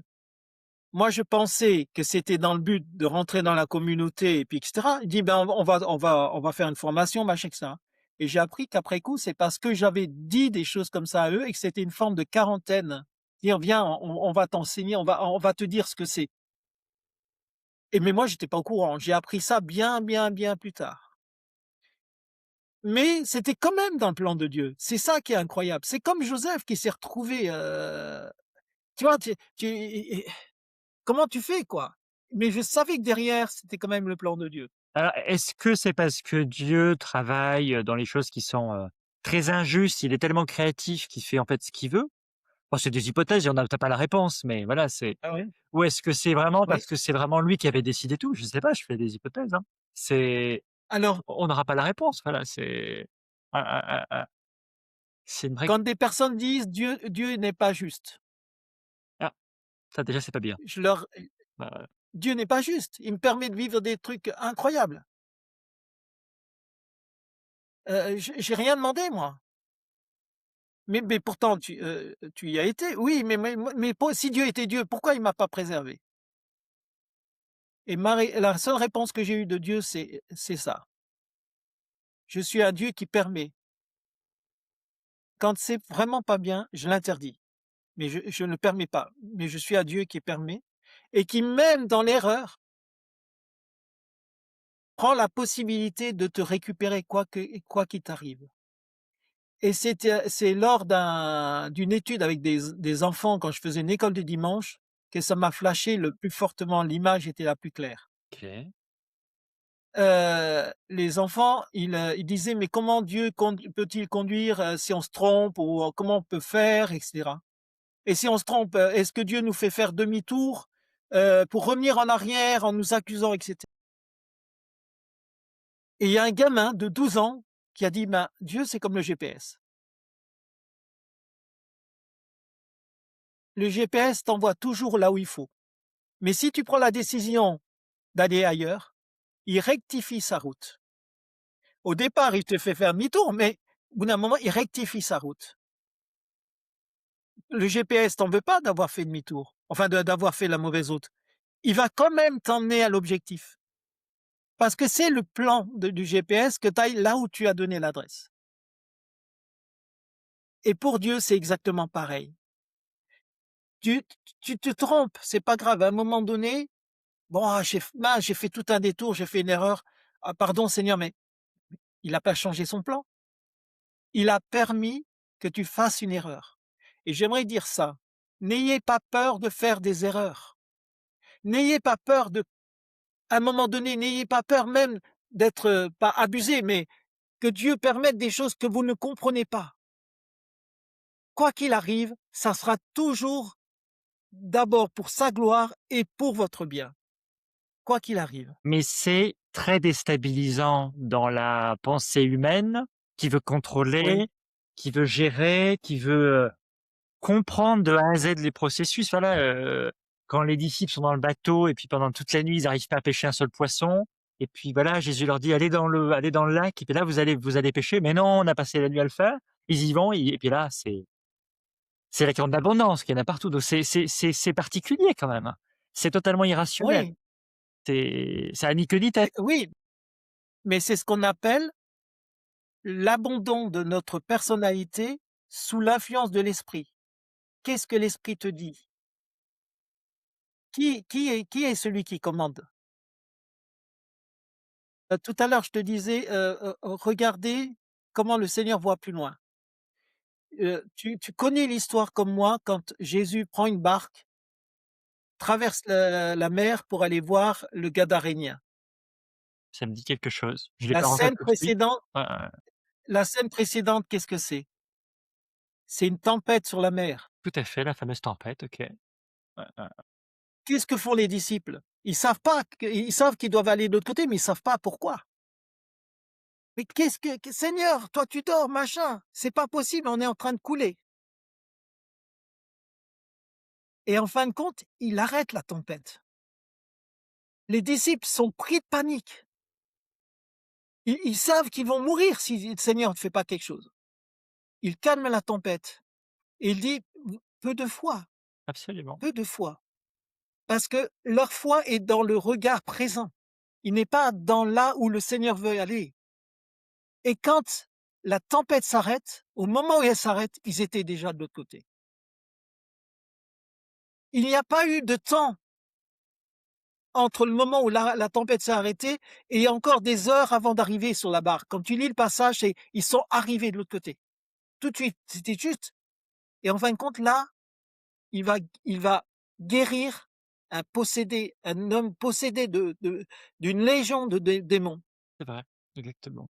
C'est quoi, il y avait l'histoire des porcs qui se lancent dans la rivière ou ça n'a rien à voir? C'est encore Oui, c'est oui, ça. c'est celle-là? OK. Et en fin de compte, les démons vont demander d'être jetés dans les ports, ils vont se jeter dans la mer. Et du coup, les populations qui sont, un peu pas justes, puisque forcément les porcs n'élèvent pas enfin les juifs n'élèvent pas des porcs, pardon, je refais la phrase.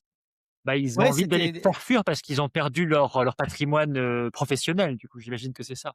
tout C'est à fait. Et bien surexploitation. là, on va avoir une image non seulement matérielle, mais spirituelle.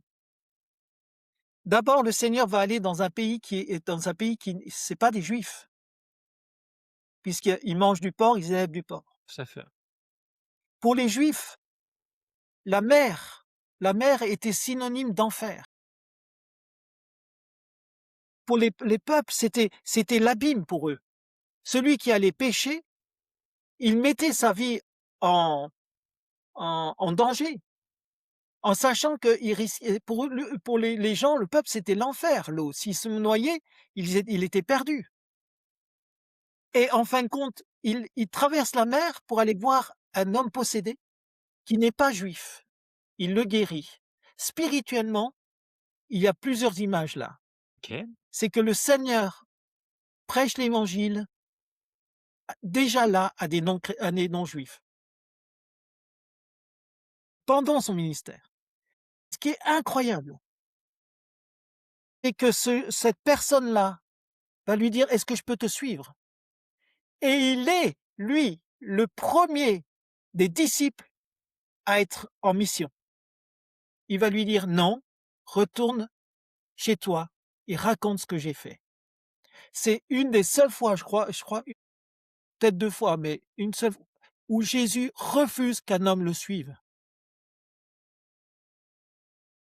Parce que il avait déjà son ministère. Il l'a envoyé dans son peuple à lui. tout à pour fait. dire: «Il y a un sauveur en Israël». Mmh. C'était spirituel. OK. Jésus voyait déjà ça, mais il savait qu'il y en a un qui allait pas le laisser faire. Pour le peuple autour, la mer, c'était l'enfer. Il y en a un qui ne veut pas que les choses se fassent Absolument. et il fera tout pour le détruire.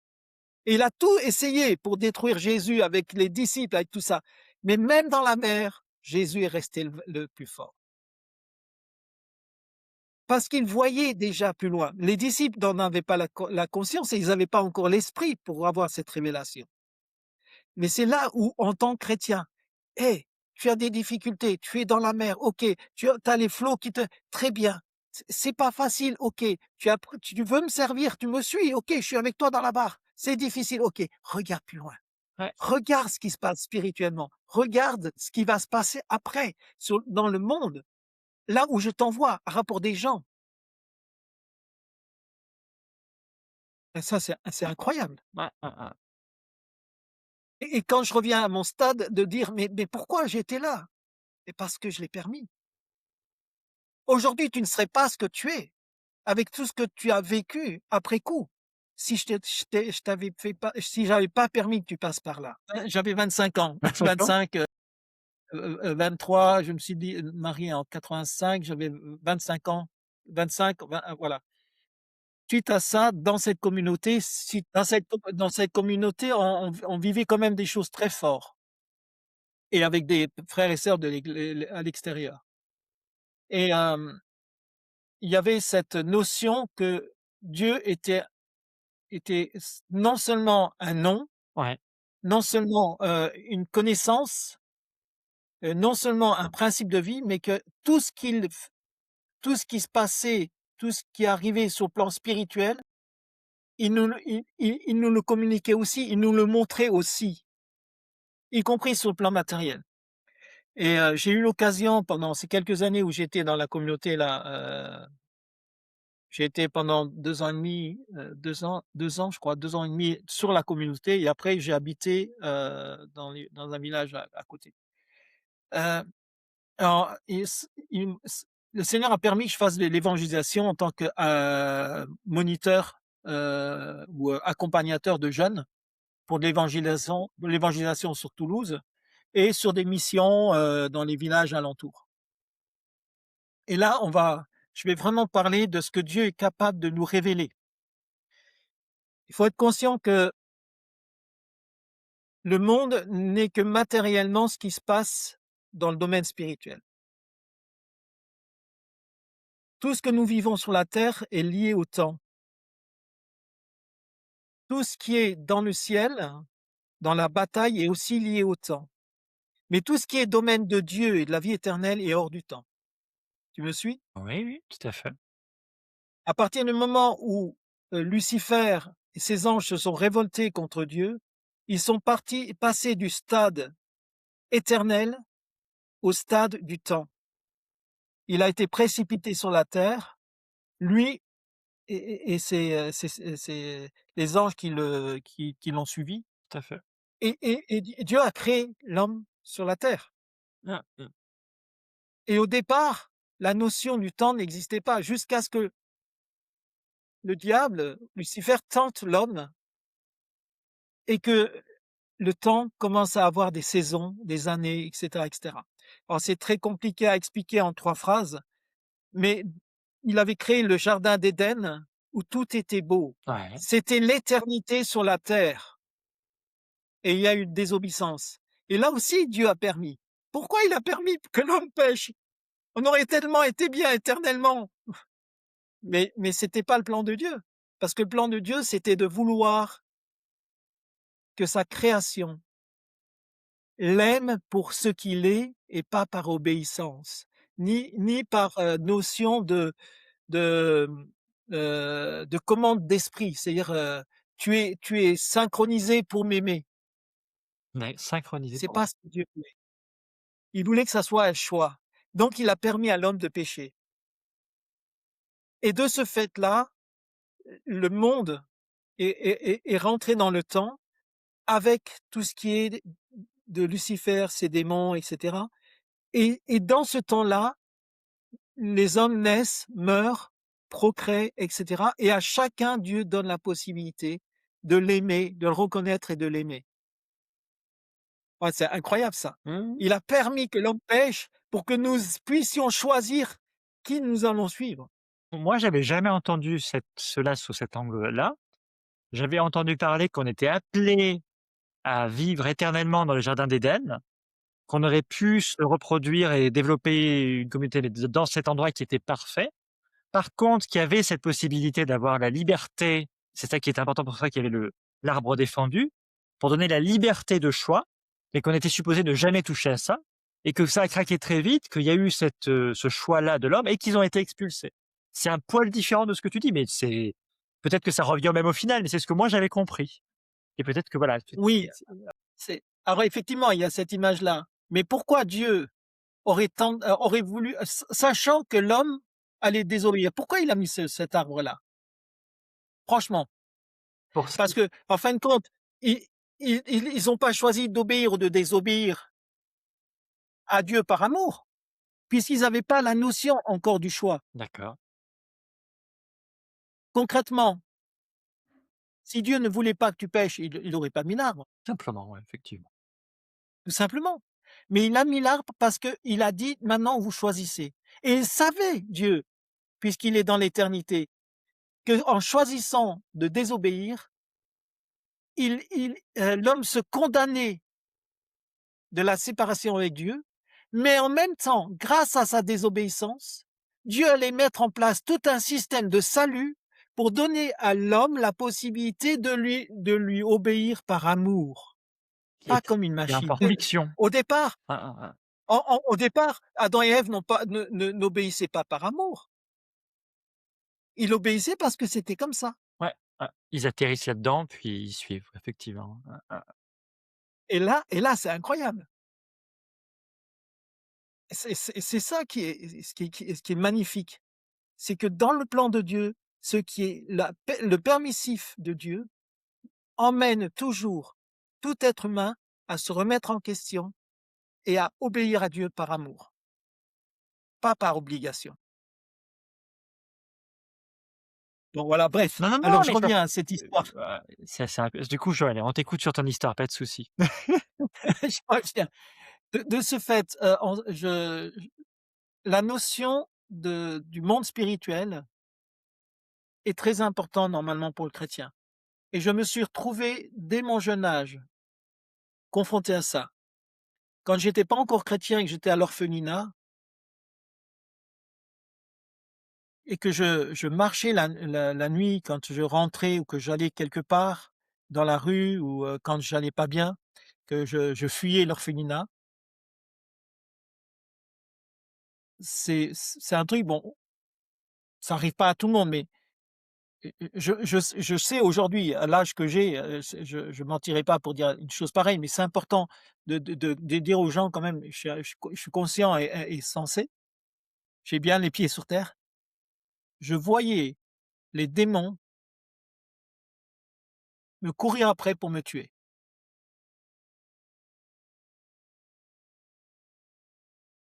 et ça, c'est ça quand tu es devant ça et que tu as pas de solution, tu sais pas quoi faire et comme j'étais jeune, je n'étais pas capable d'exprimer ce que je vivais. Je parlais pas bien, voilà, je savais ni lire ni écrire, je reviendrai pas sur le départ, mais vivre ça, avec tout ce que ma famille a vécu, avec l'esprit de mort sur ma famille, l'esprit d'handicap sur ma famille. Je voyais vraiment les démons me courir après. Le soir, quand j'étais dans le dortoir, j'avais tellement l'angoisse, je sentais cette puissance venir, c'était vraiment une angoisse sur mon corps que je prenais ma couverture, je la mettais sous le lit, je prenais le drap, je mettais par-dessus et je dormais sous le lit. Je sais pas pourquoi ça me rassurait ou pas, mais voilà, j'ai l'impression que là, il pouvait pas me toucher et ce monde-là existe vraiment et je n'étais pas chrétien, je n'étais pas chrétien et quand je me suis retrouvé là dans cette communauté-là et j'ai commencé. à découvrir encore plus cette réalité. Heu, Quand je me suis converti, je savais que Dieu parlait par prophétie. Je savais que Dieu pouvait nous donner des images et cetera, et j'ai eu mes premières images, qui ont été confirmées par les événements. Ça sera un autre sujet, de stade de ça. Bon, ouais, je redis pas la même chose. Pas de souci. Mais il se trouve que il y a une forme de sensibilité à tout ça. Dieu peut parler et il se trouve que ça arrive. Je vais, juste, avant de parler de ce domaine un peu spirituel, je vais faire un petit retour sur l'endroit quand j'ai le temps de partir en Ariège, d'une expérience que j'ai fait, où, j'étais avec dans cette cellule de maison avec mes amis. Ils habitaient dans le village avec moi. Et dans l'Aude, enfin dans l'Hérault et dans l'Aude et en Ariège aussi, les villages sont faits comme des escargots. D'accord. C'est-à-dire que s'opposer au vent Ah, et au mauvais temps, les maisons étaient construites de manière à ce que les rues ne soient pas droites, OK. qu'elles tournent de manière à ce que, elles puissent au maximum se protéger du mauvais temps. OK. Intéressant. C'est vraiment une forme spécifique. Alors, c'est pas un escargot bien dessiné, mais on voit bien une forme de comme un Une forme de spirale, c'est ça? Quelque chose de rond? oui, de spirale. Voilà, et il se trouve que, j'étais chez mes amis, de la cellule, de maison là, et la voisine est venue nous voir et elle me dit: vite, venez vite, mon mari est en train de mourir». Et elle savait qu'on était chrétiens, puisqu'ils habitaient à côté de des frères et sœurs. Et puis, avec Serge, on est monté en haut, Ouais. dans la chambre. Alors les maisons sont souvent, c'est des grands bâtiments. Alors il y a une grande pièce en bas, un escalier, une autre pièce, un escalier, une salle de bain, une chambre. Enfin, c'est pas étalé comme, voilà. C'est pour ça que ça ressemble un peu à cette forme d'escargot comme ça. Et on arrive en haut et le médecin était en train de plier son matériel. Ça faisait, 1/4 d'heure qu'il essayait de relancer le cœur, de la personne, du mari de cette femme qui était là, qui était venue nous chercher, et elle était en train de plier, dans la chambre ses affaires, et avec Serge, on a dit: «Ben, Seigneur, toi tu sais», et on s'est mis à genoux au bord du lit. On a mis nos mains sur lui et on a prié pour lui en disant: «Seigneur, tu connais, tu sais qui il est. Tu sais, Seigneur, ce qu'il va vivre ou où il va, mais nous, on croit que tu es capable de le faire revenir à la vie pour qu'il te rencontre». Et au moment où on a commencé à prier, son corps s'est enfoncé dans le lit. C'est comme si les ressorts, tout descendait vers le bas. Et on a dit: «Au nom de Jésus, maintenant, reviens à la vie». Et devant le médecin, il est revenu à la vie. Alors le médecin, vite, il a repris ses trucs, machin, il commençait à et ils l'ont envoyé à l'hôpital. Cet homme avait plusieurs cancers et il devait mourir. Et quand ils ont refait les radios et cetera, ils ont pu retrouver aucun cancer. Et quand il est sorti 3 jours après, ils ont écrit sur son carnet de santé: «Mort et ressuscité». D'accord. Incroyable. Et 6 mois après,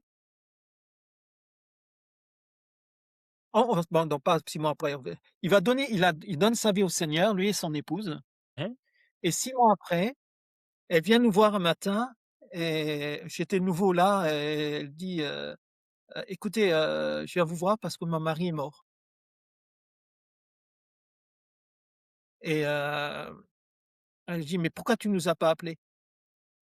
Et cette femme nous regarde et elle nous dit, «Il n'a pas voulu que je vous appelle».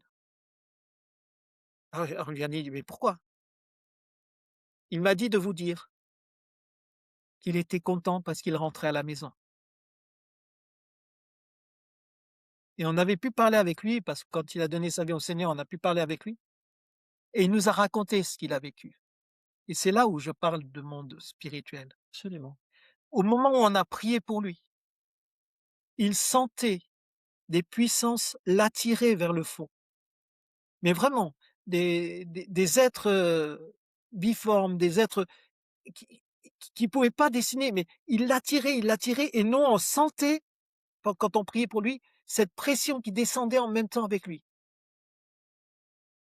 et il a dit: «J'ai vu l'enfer et je ne veux pas y aller»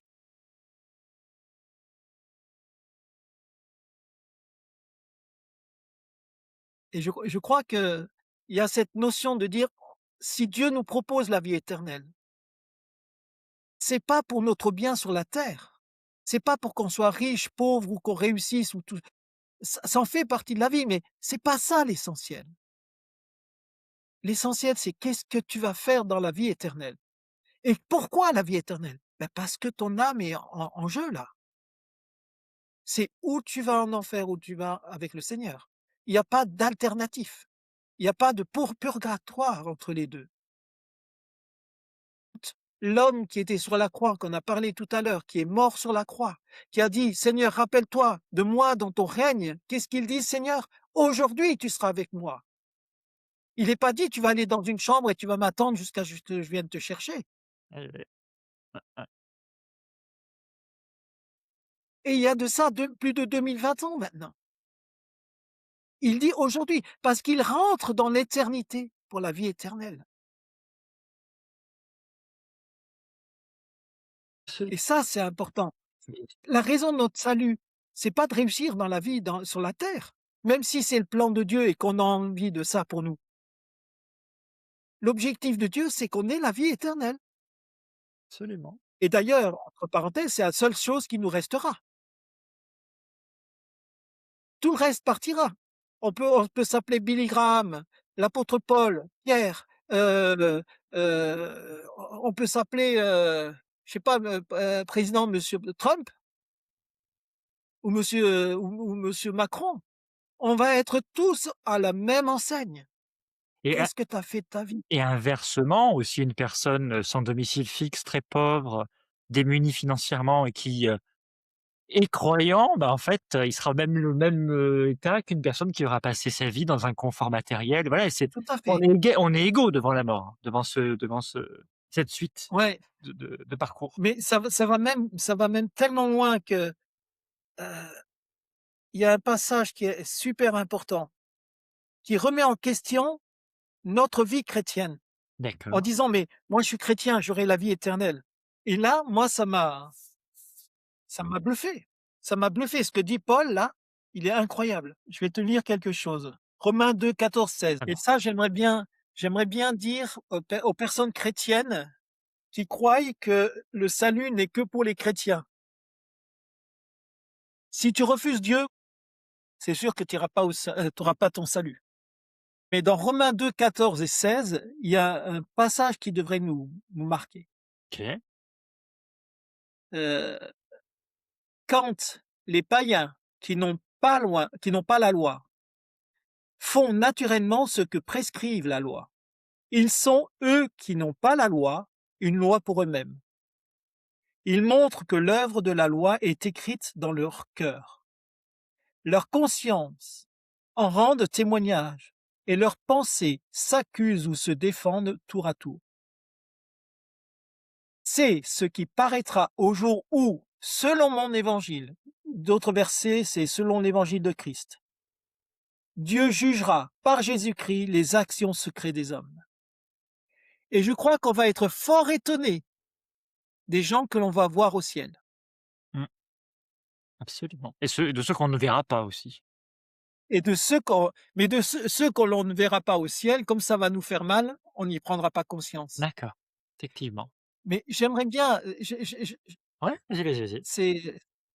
c'est important de dire, tu peux parler du Seigneur aux gens, il n'y a pas de souci, et il faut le faire. Mais si un jour tu rencontres quelqu'un qui n'a jamais connu Dieu, qui ne sait pas, et qui meurt, combien de fois j'ai entendu: «Bah, il sera jamais sauvé». Eh ben non, c'est faux. D'après Paul, c'est les œuvres qui, à ce moment-là, il aura fait, qui fera qu'il sera sauvé ou pas. D'accord. Est-ce qu'il a jamais entendu parler du Seigneur, c'est ça que tu dis? C'est, dans Oui, non, mais parce que la notion du Seigneur, du salut ne lui sera jamais arrivée OK, et là, à mon sens, je me dis qu'en tant que chrétien, on a tendance, nous, à croire que les seuls qui seront au ciel, c'est ceux qui, rencontreront ont accepté le Seigneur et cetera et cetera. C'est pas automatique.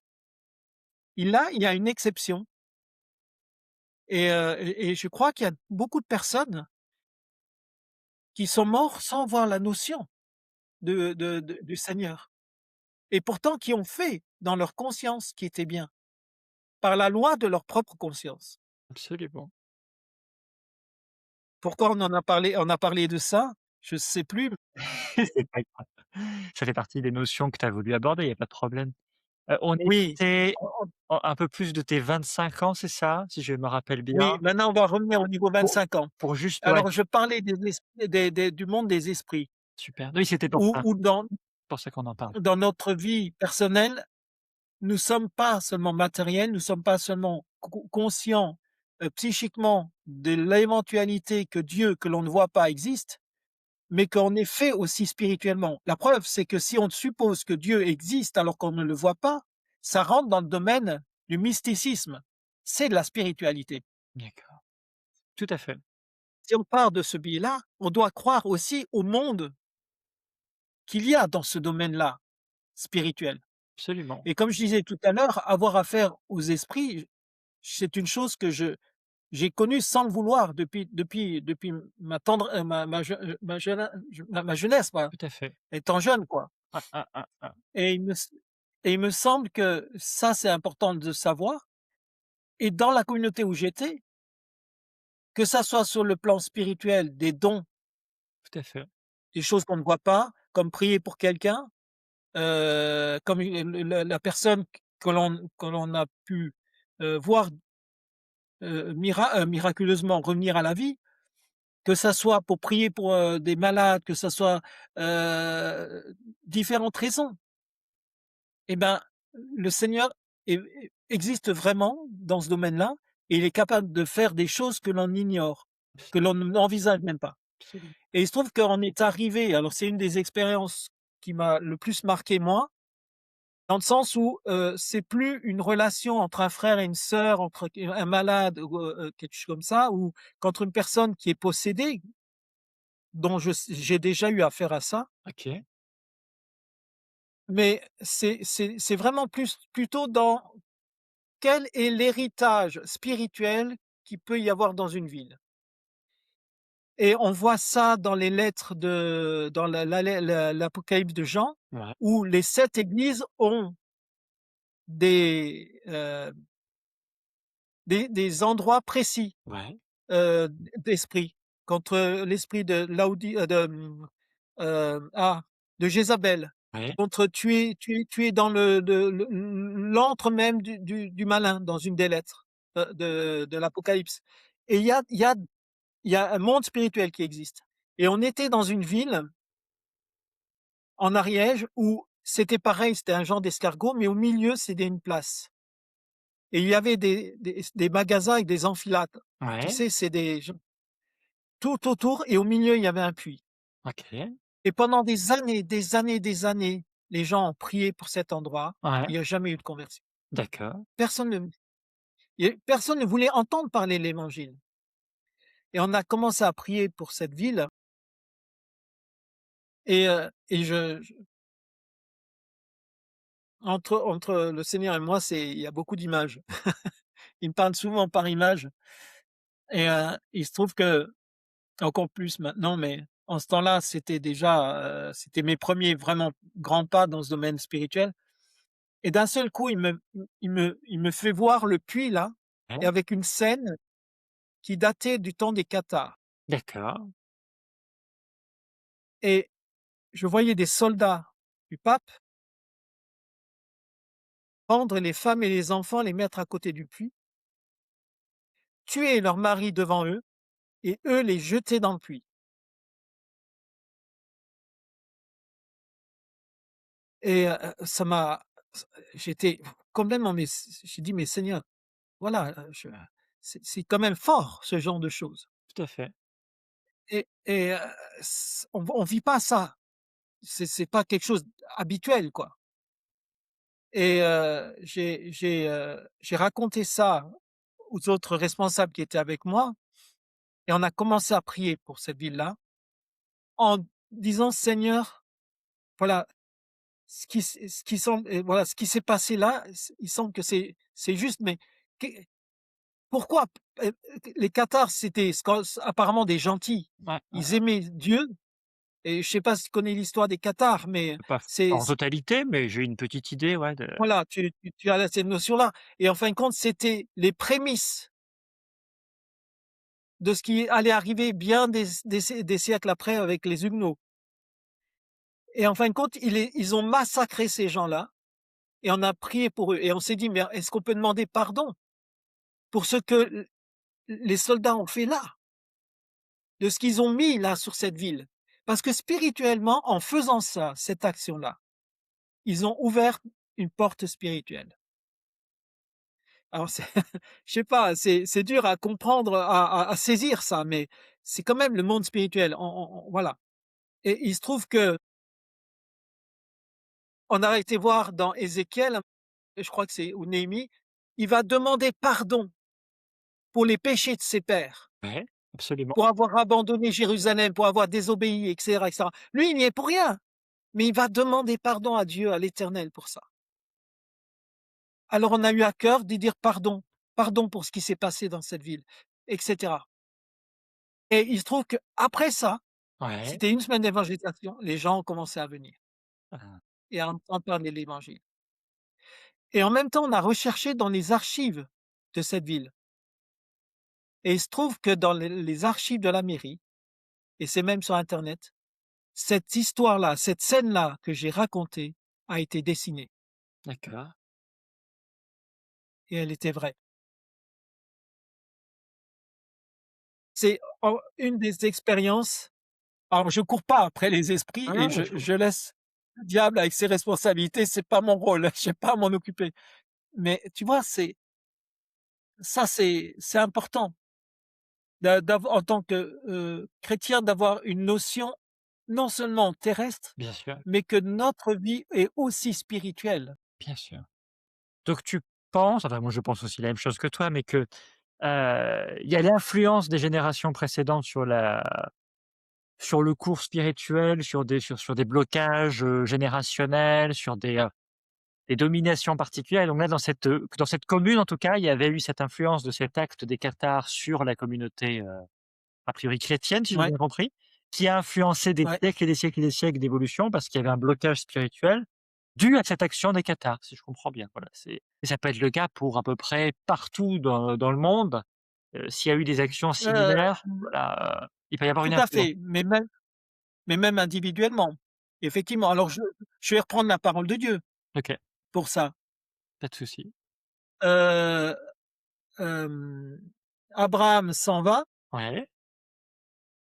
il engendre Isaac, engendre Isaac, heu,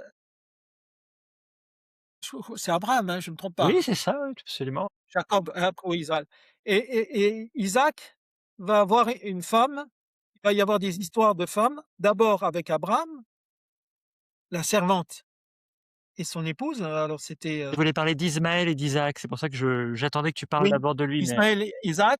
Non, mais c'est juste l'héritage. d'accord. On voit qu'il y a une histoire de femmes dans la vie d'Abraham, Ouais, absolument. entre la servante, Ismaël, la f Sarah, c'était la femme d'Abraham, Agar et il y a la guerre entre les 2, une histoire de femmes. On regarde son fils Isaac, la femme arrive ex il y a un problème il a plusieurs femmes. Ésaü, Jacob, qu'est-ce qu'elle fait la femme d'Isaac? Elle va mentir. Elle va dire à son fils: «Fais-toi passer pour Jacob» Et et on voit cette problématique héréditaire d'accord. de l'influence Maintenant, on va voir le peuple d'Israël. Le peuple d'Israël part d'Égypte avec leur Dieu. Tant qu'il y avait Moïse et Josué, ça allait. À peu près, ouais, effectivement. Quelques petits dysfonctionnements, mais ça va à peu près, ouais. Ça allait à peu près. Parce qu'il y avait 2 chefs qui étaient vraiment sous l'influence, de Dieu. Une fois eux disparus, qu'est-ce qui se passe? Ce que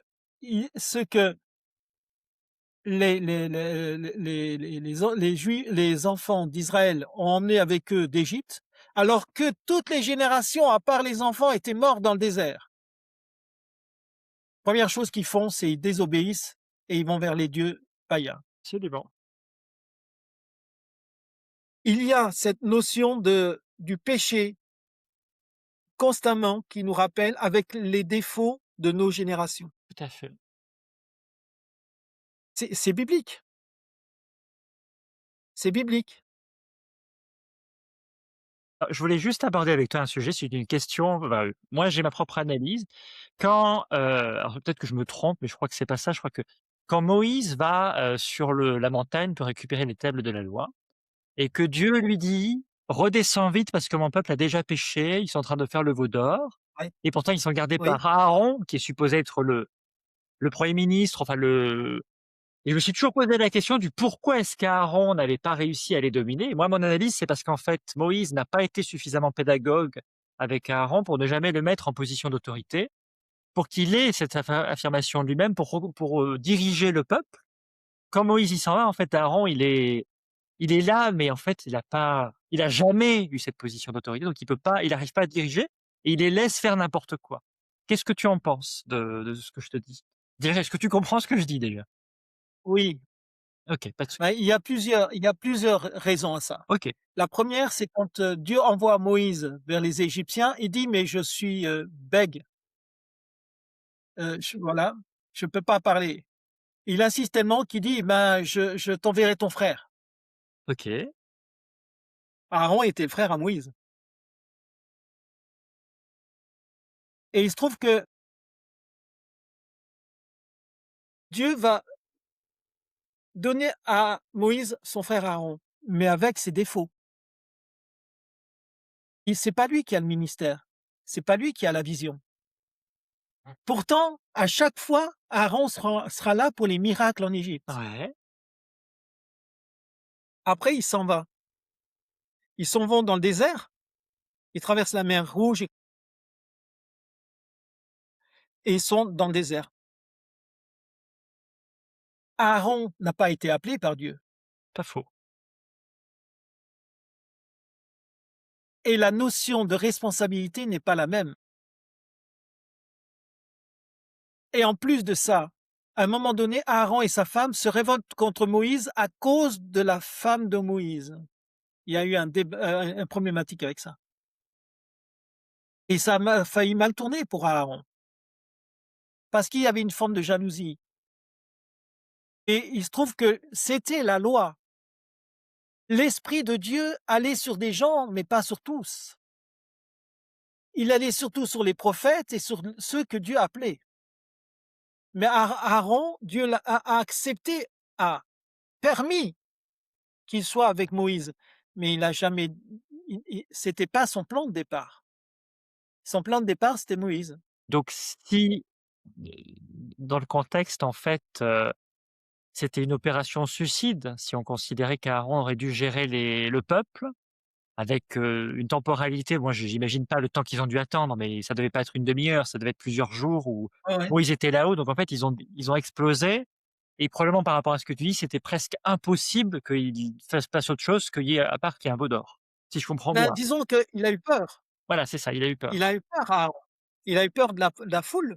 Quand tu vois le nombre de milliers de personnes qui Ouais, étaient là, ouais, c'est qui se flippant sont révoltées, et comment tu qu'est-ce réagis? qu'il pouvait faire?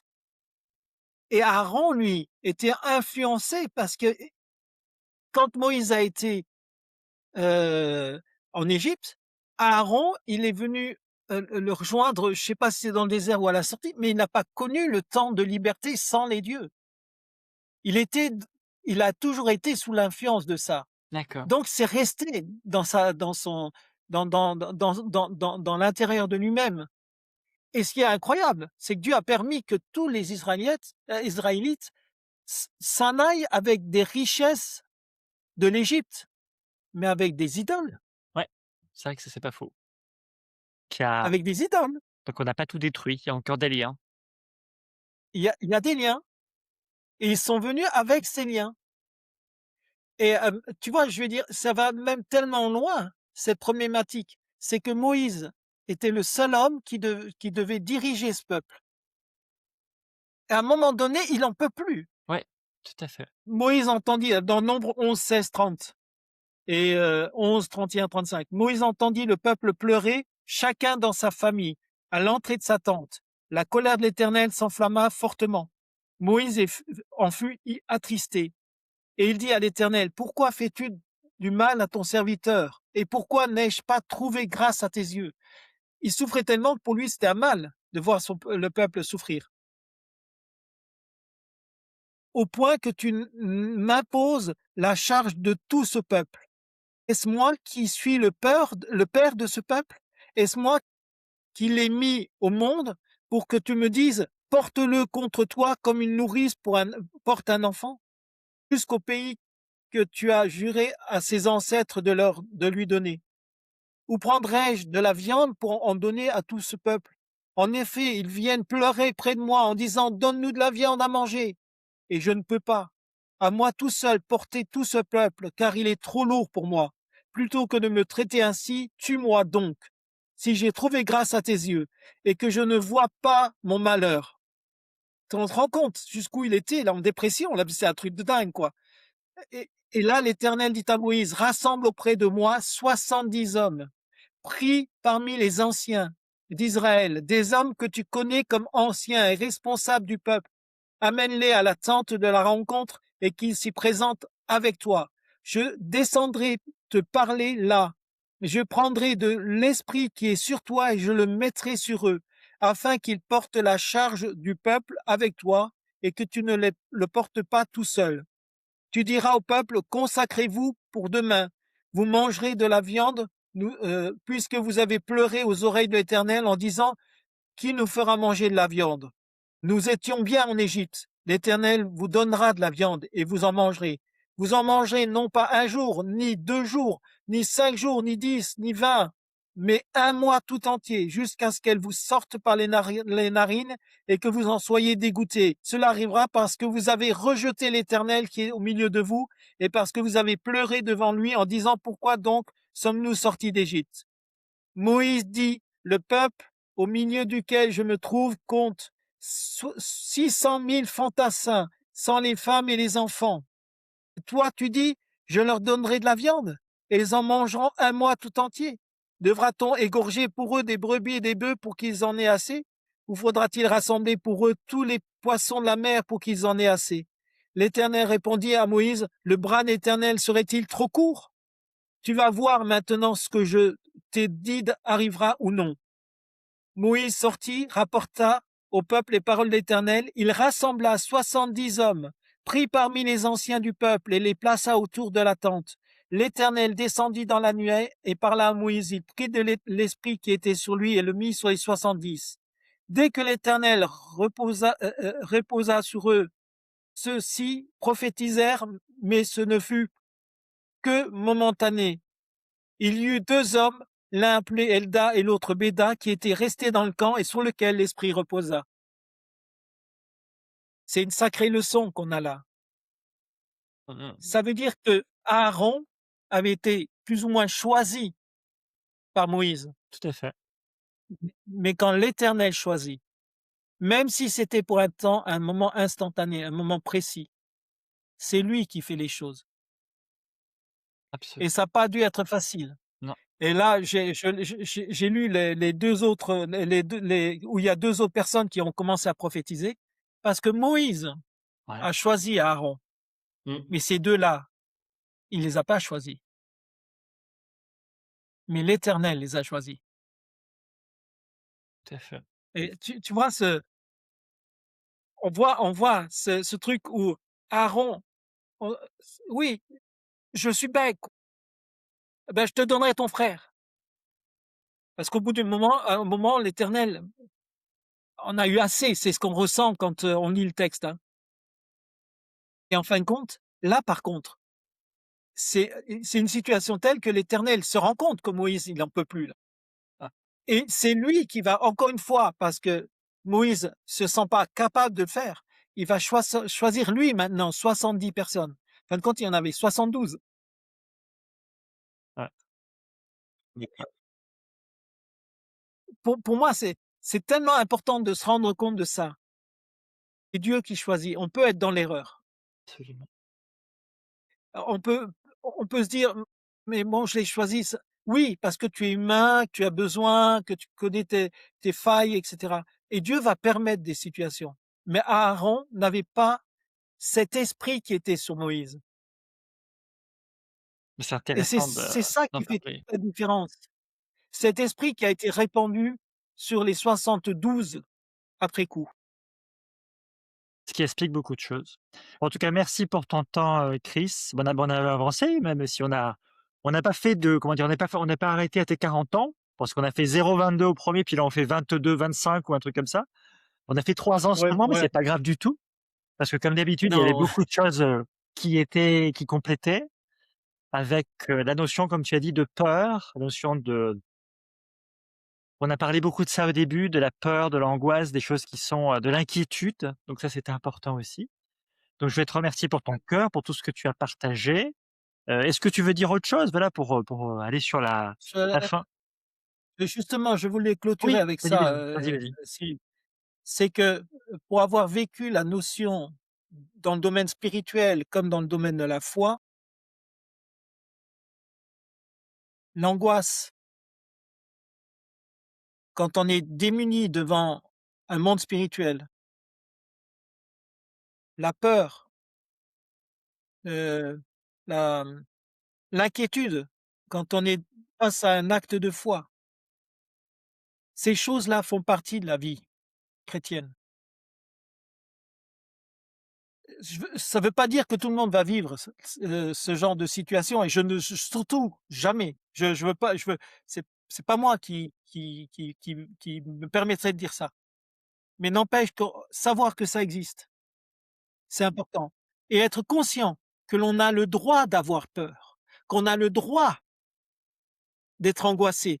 On Dieu nous donne le droit de nous exprimer dans notre inquiétude,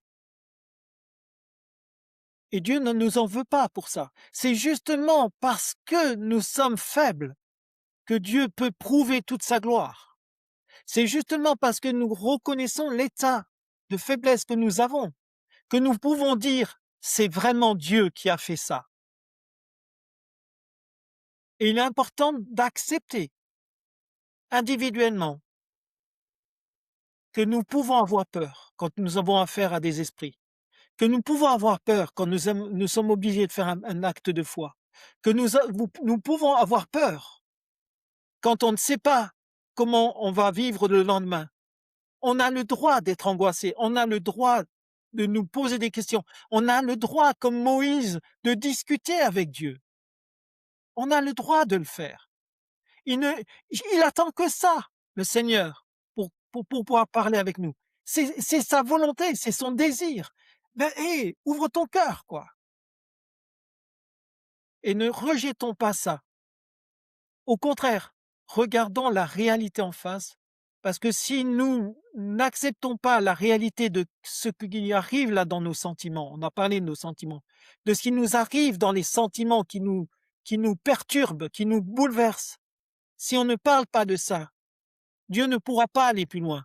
Parce que d'abord, il désire que nous soyons des instruments humains, faits de chair et de sang.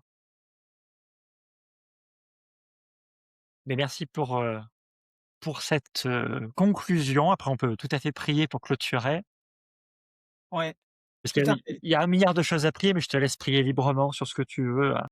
On dira au revoir, Ouais, OK. à nos auditeurs. Merci Seigneur pour ta grâce, et je te prie seulement, Père, que, ce temps de partage avec Cyril puisse vraiment, ah, comment dire? prouver à tes enfants et à ceux qui ne sont pas encore chrétiens que tu les aimes, que tu les aimes vraiment très fort et que tu connais leur cœur. Seigneur Jésus, tu étais humain, 100% homme, et tu as pleuré, tu as eu des sentiments pour le peuple, pour Israël, tu as eu des sentiments pour Jérusalem, tu as eu des sentiments pour Lazare, tu as eu des sentiments pour ta propre mère de chair et pour Jean. Alors qu'on n'ait pas honte d'exprimer ce que nous vivons, ce que nous ressentons, parce que tu attends que ça. Bénis chacun de ceux qui vont l'entendre et en même temps, Seigneur, bénis encore Cyril, son épouse et, euh, et leurs enfants. Merci pour ta paix maintenant sur chacun et, ouais, et ta grâce abondante. Amen. Moi, je te remets, Seigneur, les personnes qui nous écoutent, notamment dans ces temps où, il y a de la peur, il y a des inquiétudes, il y a des rumeurs comme quoi il y aurait peut-être des guerres qui reviendraient en France, des choses comme ça, des crises économiques, des choses qui sont, troublantes, on va dire. Et je te prie parce que tu as la vision, globale sur tout ce qui se passe. Tu vois, bien au-delà de la génération présente sur terre aujourd'hui et je prie vraiment que tu nous apaises, que tu nous parles, qu'on soit encouragés, édifiés, qu'on se contente pas juste Amen. d'avaler ce qu'on nous dit et qu'on ait ce discernement, ta vision des choses et que ce témoignage de Christ puisse être vraiment l'occasion de prendre du recul, de prendre du recul. Ni Christ ni moi ne savons ce qui va se passer dans les 10 ans qui viennent, dans les 100 ans qui viennent, dans les 200 ans qui viennent. Toi, tu le sais et on va vraiment Ouais, te faire amen. confiance, et on n'a pas dit que c'était facile, on n'a pas dit que ce serait rose, on n'a pas dit qu'il y aurait pas des choses difficiles qui allaient se passer. On veut te faire confiance et on veut vraiment, nous laisser diriger par toi. Amen. Amen. Merci. Super. Merci donc Chris pour ton cœur, merci pour ton temps. Comme tu l'as sous-entendu, on a rigolé ça il y a quelques minutes, voilà, on t'accueillera à nouveau quand tu veux. Bah, voilà, moi j'aime bien mettre de la distance entre les enregistrements, que ce soit digeste, pour que ce soit Ouais, vraiment un ouais, temps, ouais, agréable à vivre, voilà. Et puis ouais. merci à ceux qui nous regardent sur YouTube, qui nous écoutent sur Spotify pour votre fidélité. Puis à une prochaine, soyez tous bénis richement et encouragés. Au revoir. Bye bye.